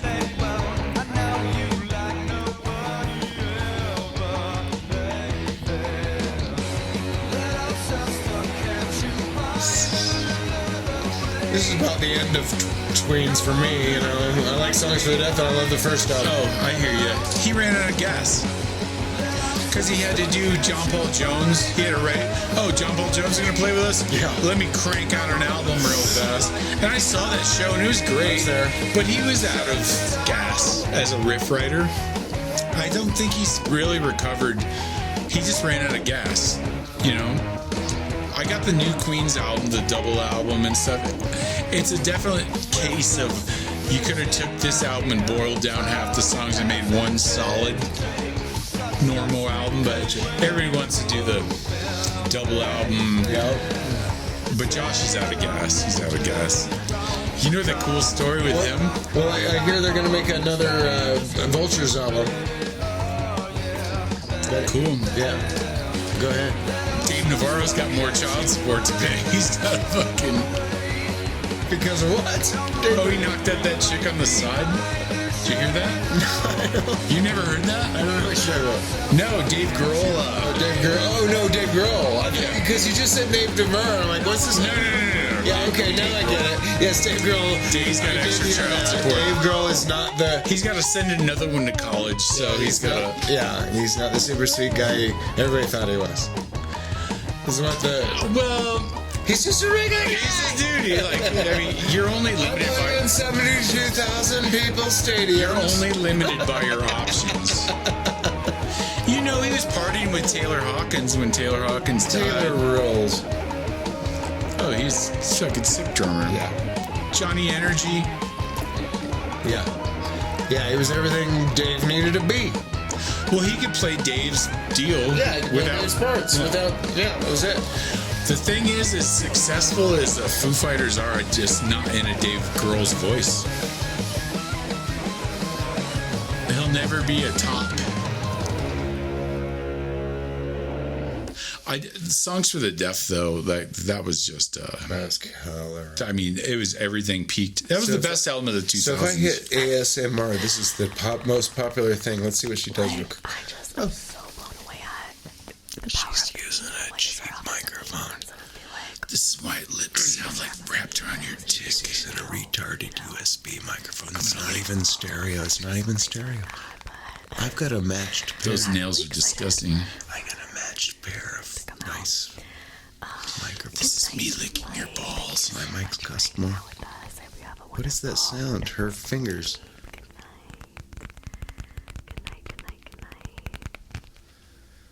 I've been eating retard sandwiches. Oh, they're so good.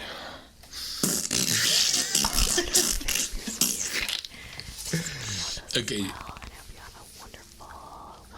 This is so... How many views? She's probably got 5 million. Fellas, how manipulated by women can you possibly fucking be? Come on, just...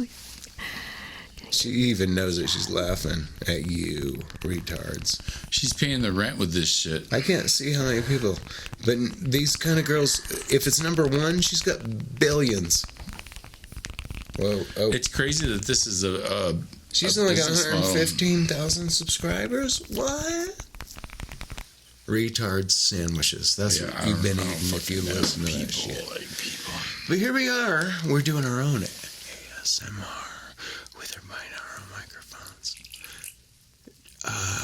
Pearl Jam had that Binaural album.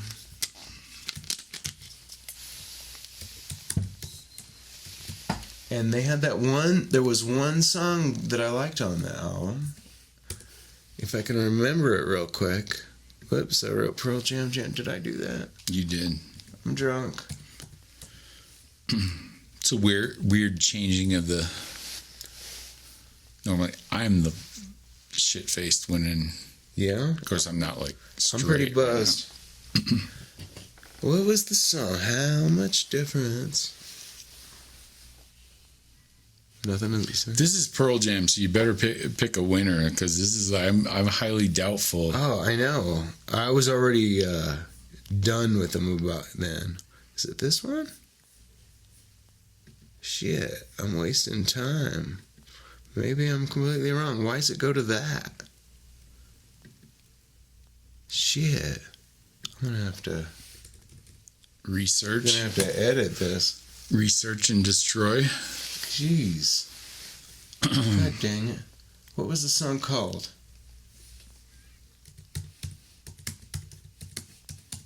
Maybe I will see if something interesting comes up. See if the Indifference. That's what I thought the song was called. Well, you know how Eddie does. This was the last Pearl Jam song I liked. I remember that much.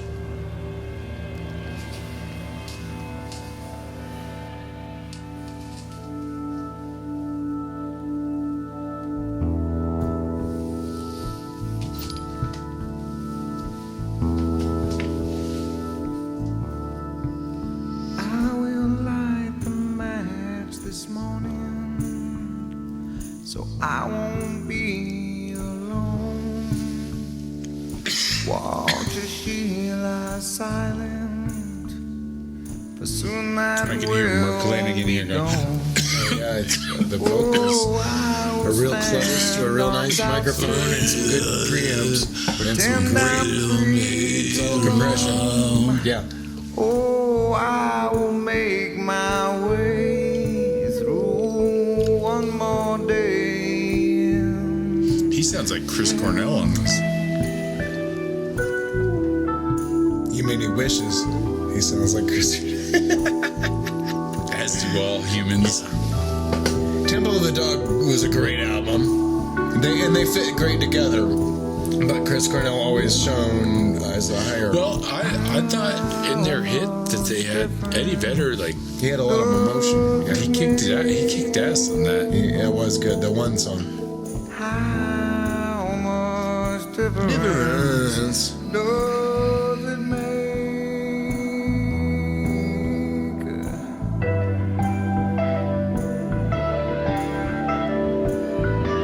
I always wondered if Matt Cameron's super bored playing with these guys. You know, like after Soundgarden, he's like, as long as the check clears. I've seen him with Matt Cameron a few times. I loved the original drummer. Can't remember his name, but he was great. But Matt is perfection. He's a pro. It was less exciting. The early shows were exciting. I saw Pearl Jam a bunch early on. Like I said, Glenn Miller Ballroom before they did stadiums and shit, tiny. And then I did see him at Fiddler's Green when Eddie's climbing across the landing rig like he was doing the video and all that shit. That's dangerous and great. It's amazing he never bit. I know. Did It was dangerous in, yeah. That was real rock. Back then they were dangerous. And that's dangerous is the word. Jane's Addiction was dangerous. That Metallica, when they came on, it was like, fuck. Guns N' Roses. Dangerous.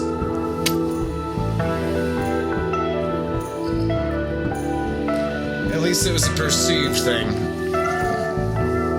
The marketing.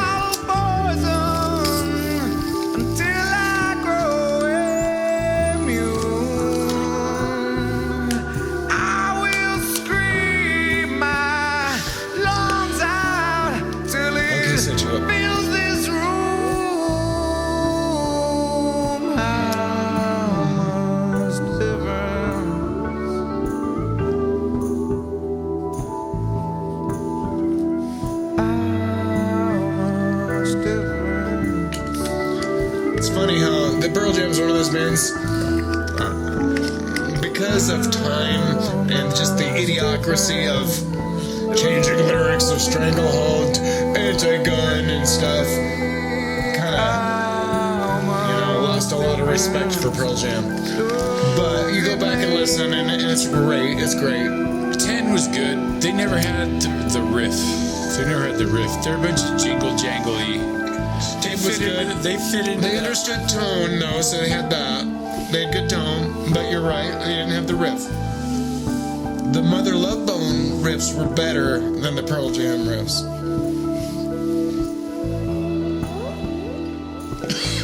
But that to me was my last Pearl Jam song. What you got? What you thinking about? The Cult, Sonic Temple. So, when I was in my second year of college, I bought a 66 Mustang for $3,000 in Michigan. I kind of remember that. Dan's brother checked it out like some kind of beholder. He checked it, but the tape, Sonic Temple, just from the beginning, just started from the top. This tape was in the fucking in the deal. You was just stuck in there like an 8-track? Well, it was just a cassette tape, and I never felt the need to take it out. Because it was like this. Every time I fucking started the truck or the car, and it's, you shut it off and the tape would start in different parts. I had an 8-track, two of my early cars, and I had the Steve Miller Greatest Hits, Van Halen 2. Fuck yeah. What else I have? Those two are number one. Dude, after this, so you're a Van Halen fan. No shit. You like Fair Warning? Love it. There was if it weren't for fucking Fair Warning. It's mean as fuck. And it's great. It's evil, the down-tuned. Yeah. He was the best, coolest frontman. I hear he's a real dickhole though. Probably. My buddy Kurt Holloway, you people out there know, I probably shouldn't have brought him up, but I can't exactly remember the story, so don't quote me on this, but Kurt was the good guy and did a local show, and brought a bunch of surf rock and psychedelic and cool bands to Denver. He was running a place, can't remember what it was. Anyway, Kurt was running sound, and he's a big deal. He's been in some great bands around town, and his wife's band or girlfriend's band was part of it, but he paid extra. Just go ahead and bring it in. He paid for the nice hotel, up their hotel, and paid for the flight over. And he said, Ian was nothing but me. And he did something. I can't remember if it was who it was. I think he said he grabbed the sound guy by the balls, like trying to show the stud. And it's like, oh, you mother, my hero. He would do the Cult, the Witch. Because this was a nice transition for them, trying to incorporate themselves in their 90s music. And I feel like it was successful. The Witch. I hope that wasn't offensive to Kurt by telling that story you told me. I couldn't remember much of it. There it is. So you can't take much about it. There it is, right there. Right there. But it ended up the guy was kind of a dick, and that's what I want to prove. But I've always liked all his performances, and so was Kurt. Yes, I loved this. I love it to death. Funk ass out the can. Yeah, it's super good. How do you do that? Wow. This is the most produced shit they ever did. And it's fucking fantastic. It was in the Cool World soundtrack. Who produced this?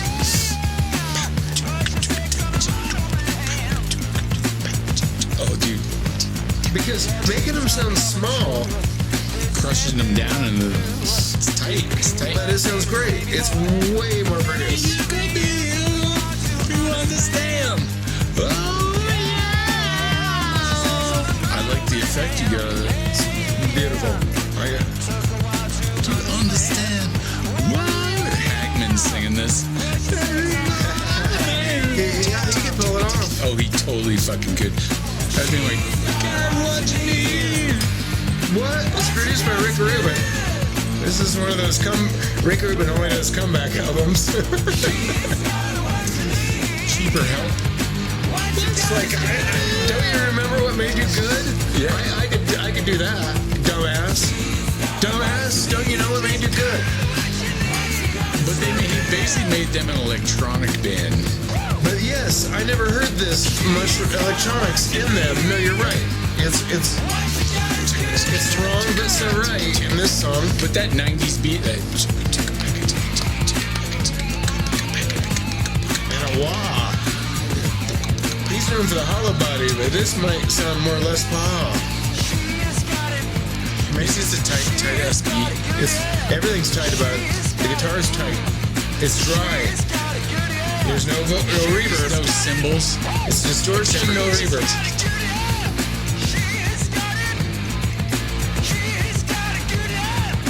Which album was this then? It was just a single release. It was on the Cool World soundtrack. Like, Brad Pitt was in that movie. Wow, it's all about the production in this. And just listen to it, because this band sounds like maybe kind of more of a, I'm going dumb on it, but I'm saying AC/DC, because they are riff rock normally, but this is produced. Wait till the breakdown. This is fucking tight. I hope it's this version. And most of it is just EQ and no effects and distortion.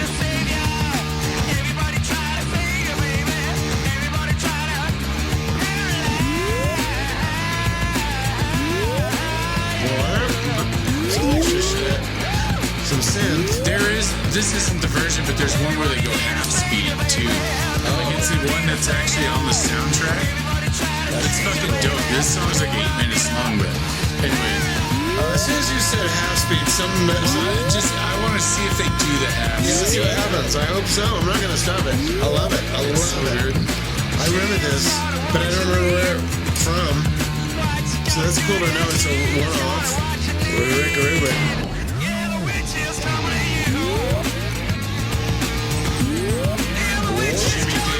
What's all that?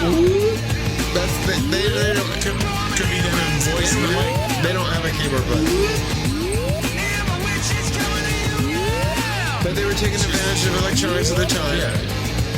Because it's analog electronics. So, okay. In the actual Cool World soundtrack, the tape that Dan and I had back in the day, it stops there and it goes, Shako, Badaka, it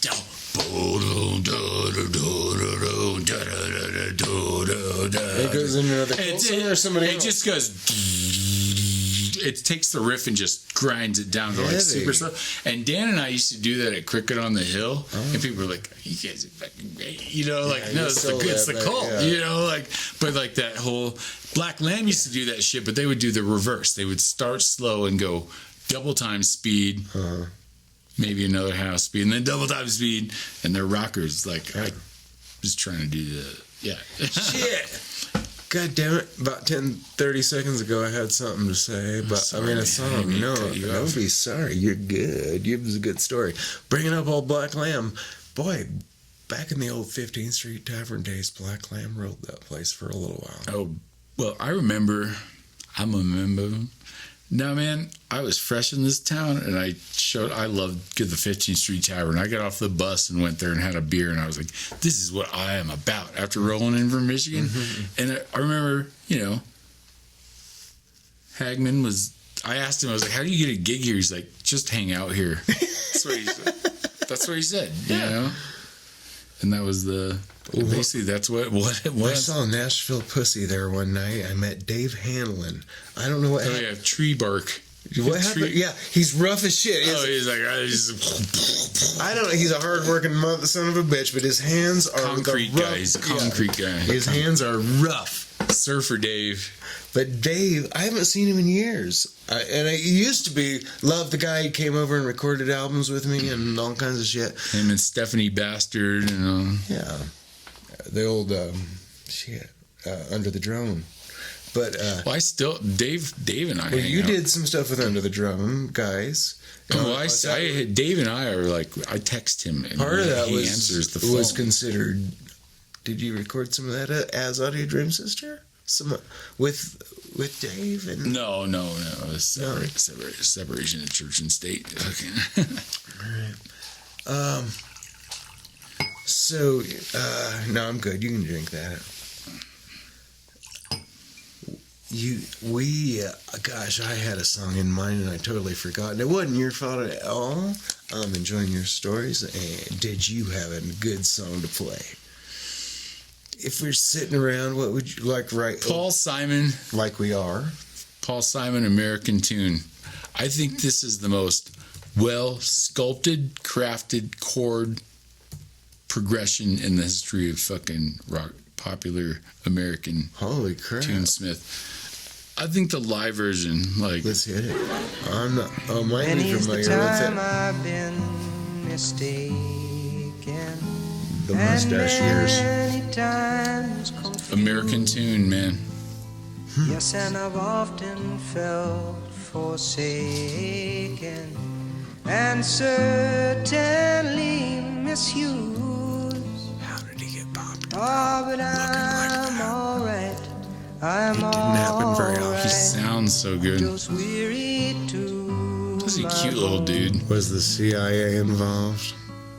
He dated the hottest. He dated Carrie Fisher in Return of the Jedi. Like I said, was the CIA involved? Far away from home. Drinking water. I filled this with water on a break. Good I job. drank my smoothie. And I don't know a soul who's not been battered. I don't have a friend who feels at ease. I don't know a dream that's not been shattered. Or Love a good performance like this. driven to its knees. He practiced this. Ah, but it's Imagine. alright. Dude's chords are ridiculous. Alright, for we've lived so well, so long. It's insane. Still, when I think of the road we're traveling on, I wonder what's His voice buzzes. Yeah. I can't help but That's- wonder This is live. what's gone wrong. What did they run it through? Some big compressors and some good preamps and EQs. That's it. You know, that's what makes it. I dreamed that my soul What mic is he using? rose unexpectedly. Nothing special. I don't know. And looking back down at me, It's clear as shit, though. You're hearing detail. reassuringly. And I dreamed I was flying, and high up above, my eyes could clearly see the Statue of Liberty Gil's guitar. sailing away to sea. And I Speaking of dreamed I was Soundgarden. flying.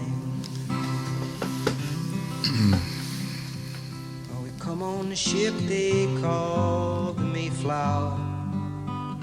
We come on the ship that sailed the moon. We come in the age's most uncertain hours and sing an American tune. I wonder if we're just hearing the album or we're hearing the live performance. Are we hearing the album and he's just on TV? No, I think this is. It looks real. He's real. Like, Looks real as shit. Yeah, he did him on Saturday Night Live. Like, he always nailed it. Concert in Central Park. That is such an extravaganza. I can't believe they pulled it off to the degree that they did. My dad got HBO back in the day just to watch that shit, and I was like, yeah, fuck yeah, Swamp Thing, good, you know. Supervision. Anyway, I just think this is such tasteful craftsmanship as shit.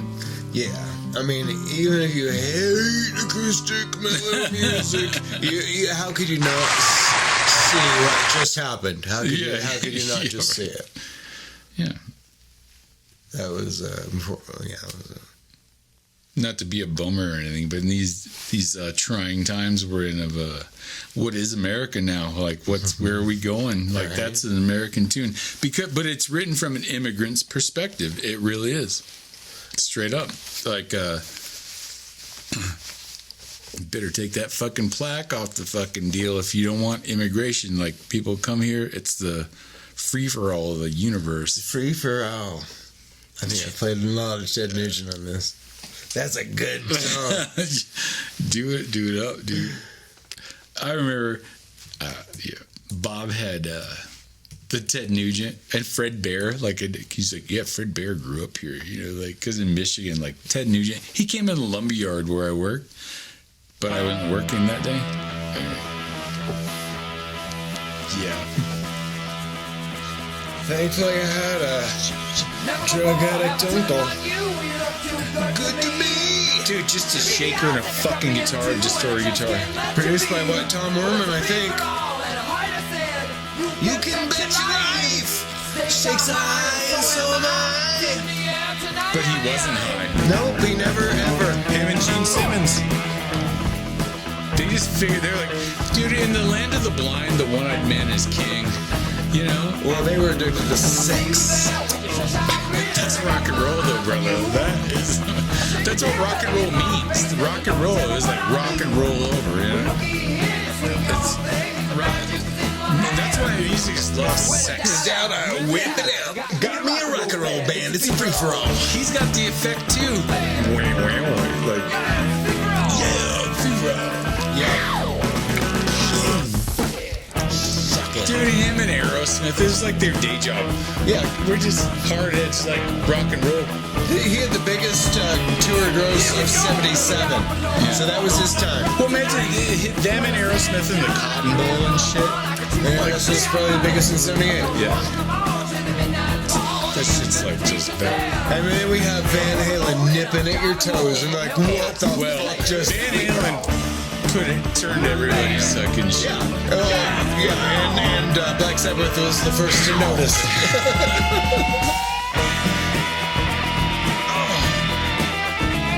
Dirty. He played those Gibson Birdlands. He's into Fender clean amps, but loud as fuck. But he had it so loud, But he changed it in the 80s. He sold out. He got this fucking... we listened to, the other day, I listened to The Penetrator. Tied up in love, babe. It starts with, it was the last good thing Ted Nugent did. But it was a big wah thing. Some of that stuff he did with the damn Yankees was pretty good, though. Well, it changed my life. I remember watching MTV... Change Addiction, Stop, and damn Yankees were back and forth rotation. And I had the Alice in Chains tape. I had the We Die Young fucking tape. Because, like, it was like, and I was like, kind of make up my mind about music, You could. But Ted usually, like, with his bang bar 80s guitar. Like, it was the 80s. But this is when he was prime, though. Like, when he's playing that fucking Birdland. Yeah. He knew rock and roll, man. Yeah, he was on Chuck Berry. He was on Chuck Berry, yeah. That's all it was based on. I do find it fascinating, like, guys like in the Detroit him, Dee Snider, Gene Simmons. They're just they're sober. They're sober. There's only a few of them. Alice Cooper, but he wasn't. He wasn't until 70. Think about it. If you're ever gonna quit, like, oh yeah, I just partied with John Lennon every night in L.A. Right. with Harry Nilsson and fucking Mickey Dolenz. Is like, it's like, okay, I'm gonna tap out on the fucking booze because I like. Where do you go from there? Like Harry Nilsson. Whatever the Beatles saw in that guy, I don't even know. I couldn't even name you a Harry Nilsson song. Well, the one song, the saddest song in the world. I think it's Nilsson. Oops, I can't see it. There, here. I don't Nilsson. have my glasses on. I don't know. There's probably that. Where are they? I can't even see my glasses. There's this one song that are so Nilsson Schmilson. Yeah, he didn't. Either way, John Lennon believed in this. Oh, I know. And that's when he blew his voice out. When they were How do you blow your voice out? Come on. Without You is the It's like when the saddest physical song. therapist told me, like, dude, nobody's ever torn their quad or torn their gluteus. I remember one of the. I hadn't heard this in years, but one day I was on my way. I was going to. I don't remember who I was going to see, but I was going to Cricket on the Hill, and I'm sitting there on the street of Cricket on the Hill. What was it, 13th or? Yeah, Marion and 13th. Yeah. I'm sitting a block up, and this song came on, and I couldn't stop. And I'm smoking so much pot, and my emotions are going, and I actually cried. I don't know. It was. You had a moment. I there? listened to this song, and I actually cried. Things were good in my life. I was married at the time, and things were great. There was Sometimes you need a release, man. There was no. You don't got to explain nothing. No, You know. but I remember. And I never told anybody, but it was just one of those things, till just now. Just kind of melted down. But it was this song. I appreciate you sharing this. This man. song is goddamn. Well, is this gonna be a heavy hitter? Or am I gonna? Well, you know it. I don't you wanna, know it. I don't want to be left a weeping. And there's several other versions. He wakes up in the morning. He's like, "We got a fucking record coming." But there's not very many songs that have more emotion than this. That's just the way the story goes. More sensitive than Jim Croce? Are you kidding me? But in your eyes, your sorrow shows. Whiskey tastes good.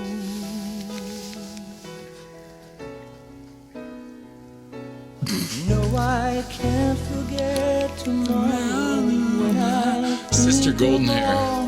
That'd be a good one. So who stole from who? It's. then I let you go. I don't know. You know what I'm talking about? This guy wrote a million. This guy wrote people's songs that you don't know about. I mean, Sure. Oh yeah. he was big. Bigger. He was a chord guy. Like you're right there. He knew how to play piano, and he's one of the best singers in the world. And he was friends with John Lennon. John Lennon's like, I'm gonna make an album with you. And they were so drugged up and stuff, they didn't make a good album at all. But this is just before that. In this chorus, this is what it is. This is the trap zone. They bring in violins. You know Freddie Mercury, right? Yeah. And I'm sure you Freddie fall into that fucking 6/8 trap. 1, 2, 3, 4, 5, 6. Right. Freddie was kind of strange because he played piano. If you start with piano, it makes you go to this. This is Sister Golden Hair, though. I'm curious, like, you know what I'm talking about? I do, but when I think of Sister Golden Hair, I think of. Always smile, but in your eyes, Well, listen. yes, it shows. It's just, but it has too many elements, though. Really, it's like they're going for like. I mean, I get it, the time period, but like, it's got piano, it's got guitar, it's got strings. Too many strings. Yeah, it's just. It's a lot of emotion when you bring in strings. It's overwrought. At this day and age, I guess it is more of a overproduction. But again, I don't know. It's pretty fucking killer. It's fucking killer. Jesus Christ.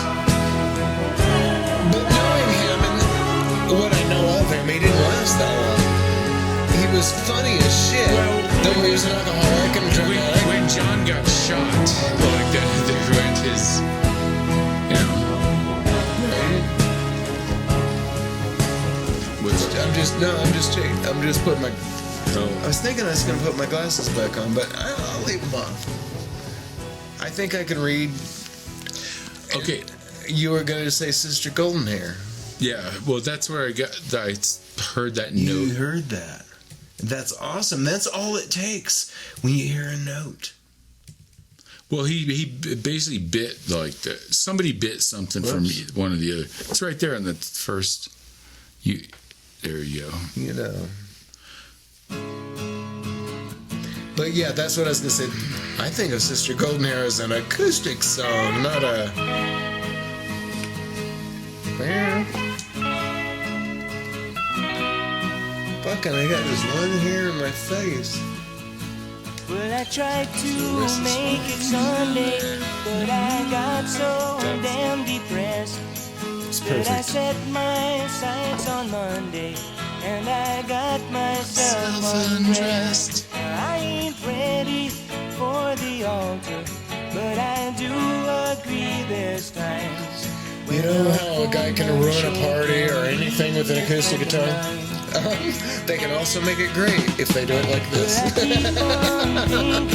Because this is about simplicity, but perfection. And I just can't live without you. Can't you see it in my eyes? This is it. This is one of the most inspiring, yes, acoustic songs. But it doesn't mean you ain't been on my mind. Will you meet me in the middle? It's in our DNA. It's like this. Yeah. There's I beats. can't remember how many years I've heard this since I've heard this, but it's all my life. But there's a reason. To fake it, I don't mind saying I just can't make it. You know, Bailey from the Bronze. Oh yeah. My good buddy Bailey, if he catches this, we play every time he comes back into town, or before he moved. We played YouTube jukebox constantly, and Sister Golden Hair would probably come up every night we played drunken YouTube jukebox. And I just can't live without you. Can't you see it in my eyes? All people want to do is dance, and they want to sing along. I had this guy. That's my guitar guys. You're too fucking shut up. Go away. This guy in the studio. His music came from Mexico, and he's big over there. Looked up his YouTube videos. He's got hundreds of thousands of views on some of his stuff. But Rogelio, well, he's recorded several songs here that have done really well, but not in America. But I've looked at his YouTube videos. All I was trying to say was some of the Mexican features are complicated and killer. Some of the best I've ever heard is, dude, I don't know, from the Mexican side. Bring in percussion, because rock and roll has lost its way. Rock and roll has lost its way, and it needs percussion. The Rolling Stones, what made the Stones great was their... You're right. That saved them. Those they subtle have that at fucking... first, but that's what brought them back. Yeah. When they hit their... Exile on Main Street and shit. Well, sticky fingers and they tightened up the fucking shit. And it was because of percussion, basic, Well, lately I've been thinking about saving rock and roll. And let's do it, dude. Emil and the Sniffers. Have you heard them? They're playing tomorrow or the next night. Right. I'm tempted. Are they saving rock and roll? But it seems like they should be playing Larimer Lounge, not $65 to a sold-out crowd at the Mission Ballroom, which will be a blast. Hey, it's a business, man. Everybody needs to make their money. All my friends are old, and nobody that I know has said, "Hey, Jamie, you want to go?" I put it on Facebook. Is that today? Tonight? It's a couple. I think it's Monday, and I put it out there. I'm like, but then again, at the same time, I'm like, I don't know if I want to spend $65 on it. But Sheer Mag is playing, and Sheer Mag. Last time they played here, they played the Larimer Lounge, and our good buddies, fucking Born Readies. The Born Readies opened up for Sheer Mag, and they're killer. Sheer Mag is killer. Born Readies are good people. Born Readies are the best people in the world. They're fucking killer guys. Andrew and Zane. I had Chris, Zane, Ray, and Brett do a version. You were here for one of them. I was only slightly aware of that. That was messed up. Yeah, we had a session. We tracked Jamie for like 10 hours and drank, and then we were tired. I was a moron, but either way. You can look back and find that episode with Chris. It was fun. Super fun. Super bitchin'. Just acting like regular fucking people. Jesus Christ. You got something on your mind. Bread. There's a bread song. I would love to know a good bread song. No, it's okay. Oh man, what the fuck is it? It's like a big.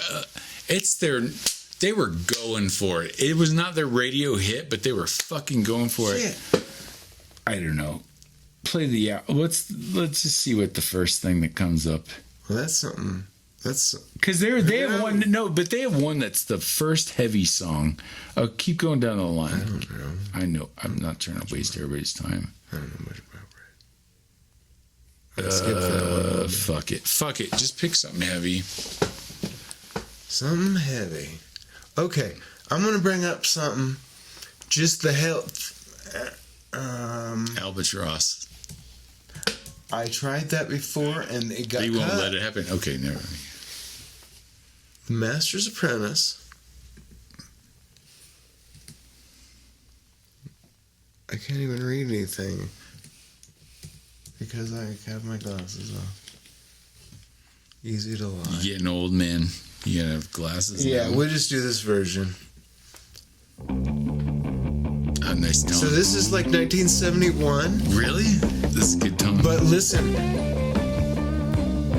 it sounds like Pentagram, and then it sounds like Jack White. Fuck yeah. The bass album, player's running the show. This whole album is good. Wow. But it's not all the same because it's 1971. Some of it's folky and embarrassing in some ways because it's so folky and dumb. And some songs have flute. But this song from this album is pretty bitchin'. Nice chair. If you bring a bitch over, it should be like, that's a nice fucking chair. It's not saying it. It's called Easy to Lie, yeah. Oh, nice. But listen to these vocals. Jack White.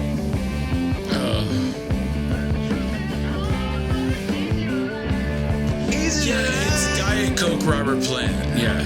But this is 1971. No, I know. It's really good. There's one video, if you guys look it up, that just, it's all it is the singer with no shirt on, going like this. Easy to lie. Notice how clean that is, though? Yeah. It makes it harder to play. And it sounds like Pentagram and Witchcraft. Those two bands. It's so clean.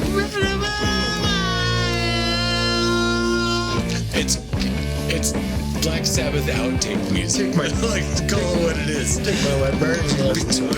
I know it's Black Sabbath light, but it's killer. It could have went a little. It should have went. This song should have went a little higher.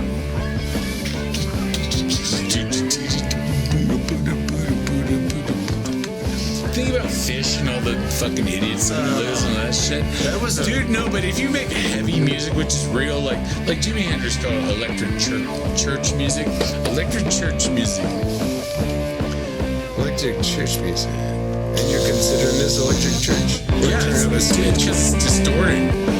Because the distortion is like, that's where church is. But it's compressed enough that it's not in your face.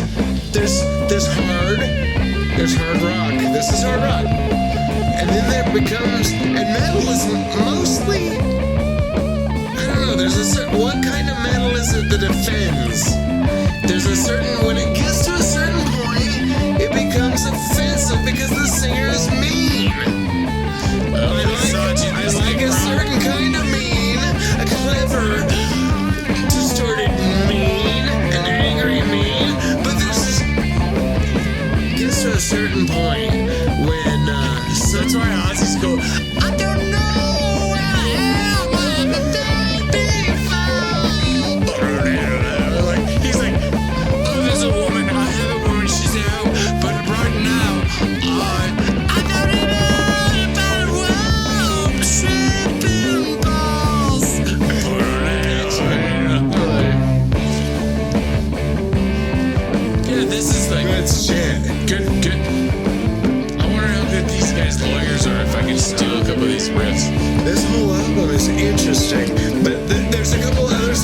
vocals just go. This is the good one. You know, he does a kind of a Perry Farrell. The vocal guy is like a lot of. Yeah, he's the man. But he's got a lot of extra stuff happening on the vocals. Yeah. It's not like a normal human vocal. Like it's like a fucking. It's got reverb. It's got all this shit. Which is a move. It's a fucking move. Especially in 1971, or I think that's when it was. It's around that. But it's easy to like. Can we do that Zachariah thing? What you talking about, Willis? The James Gang, Zachariah. Yes. Dude, I think AC/DC bit this shit. Like that. Like this sounds like prototype DNA. Fucking AC/DC. It's just James Gang, Zachariah. It's the intro, just the intro. I can't see my screen. I'm making things up as I go. It's the intro to the movie. I gotta look at that screen to see what I'm typing. Oops, I put a C. There you go, just drop down right there. Okay, the intro. Oh, there it is, Laguna Salada. Perfect. The song is. Yes. This is Stoner Yes, Rock. we watched this. Yeah. So good. Yeah, this is super good. I love it. It doesn't match the cowboy movie. It's our country right now. This is it. Listen to that, yeah. That just Mariachi. Just slightly crunchy. He's fighting hard to get that much to gain out of his amp, and it's killer because now we can get as much as you want with the pedals and the amps, but he's fighting hard. Look at this shit. You feel clear it. plexiglass guitar. Oh, I love it. It's just basic. It was the Dan Armstrong who made that guitar. Yeah. That came out in '68, I think. Yeah. I might be wrong. But dude, just the uniformity of the amps in the middle of Dan fucking Armstrong desert. for sure. So good. Yes. Look at that. This is Desert Rock. Before It's a prototype.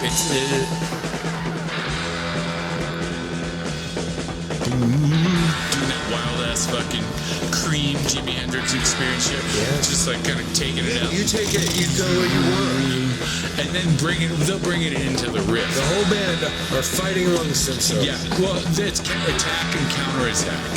They're like, But they're loving each other. well, they're gonna bring it in tight though. This Check that out. Where'd they get that? There was no drones back then. That was a helicopter.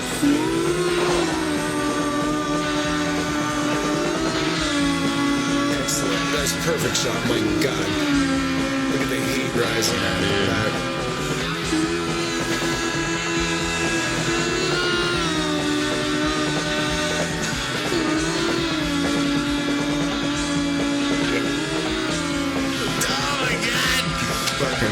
Dude, that is just beauty. That is like it's so minimal. No wires. Like it's. If I got to meet Joe Walsh, this is what I'd ask him about. I said, what was it like that day? He's like, I had a good time. He was brand new. He wasn't famous yet. No, he wasn't. This put them on the map.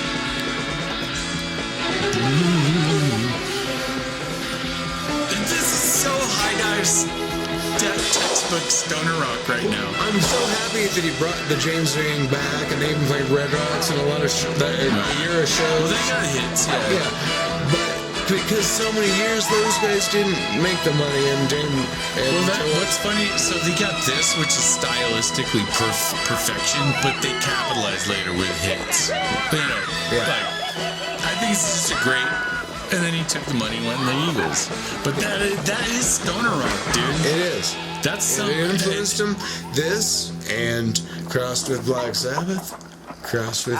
stranger. Oddly enough, I will say Cheap Trick. I will slide it in there The hooks, man. because Dude, the hooks. because they had to make it right. The hooks, man.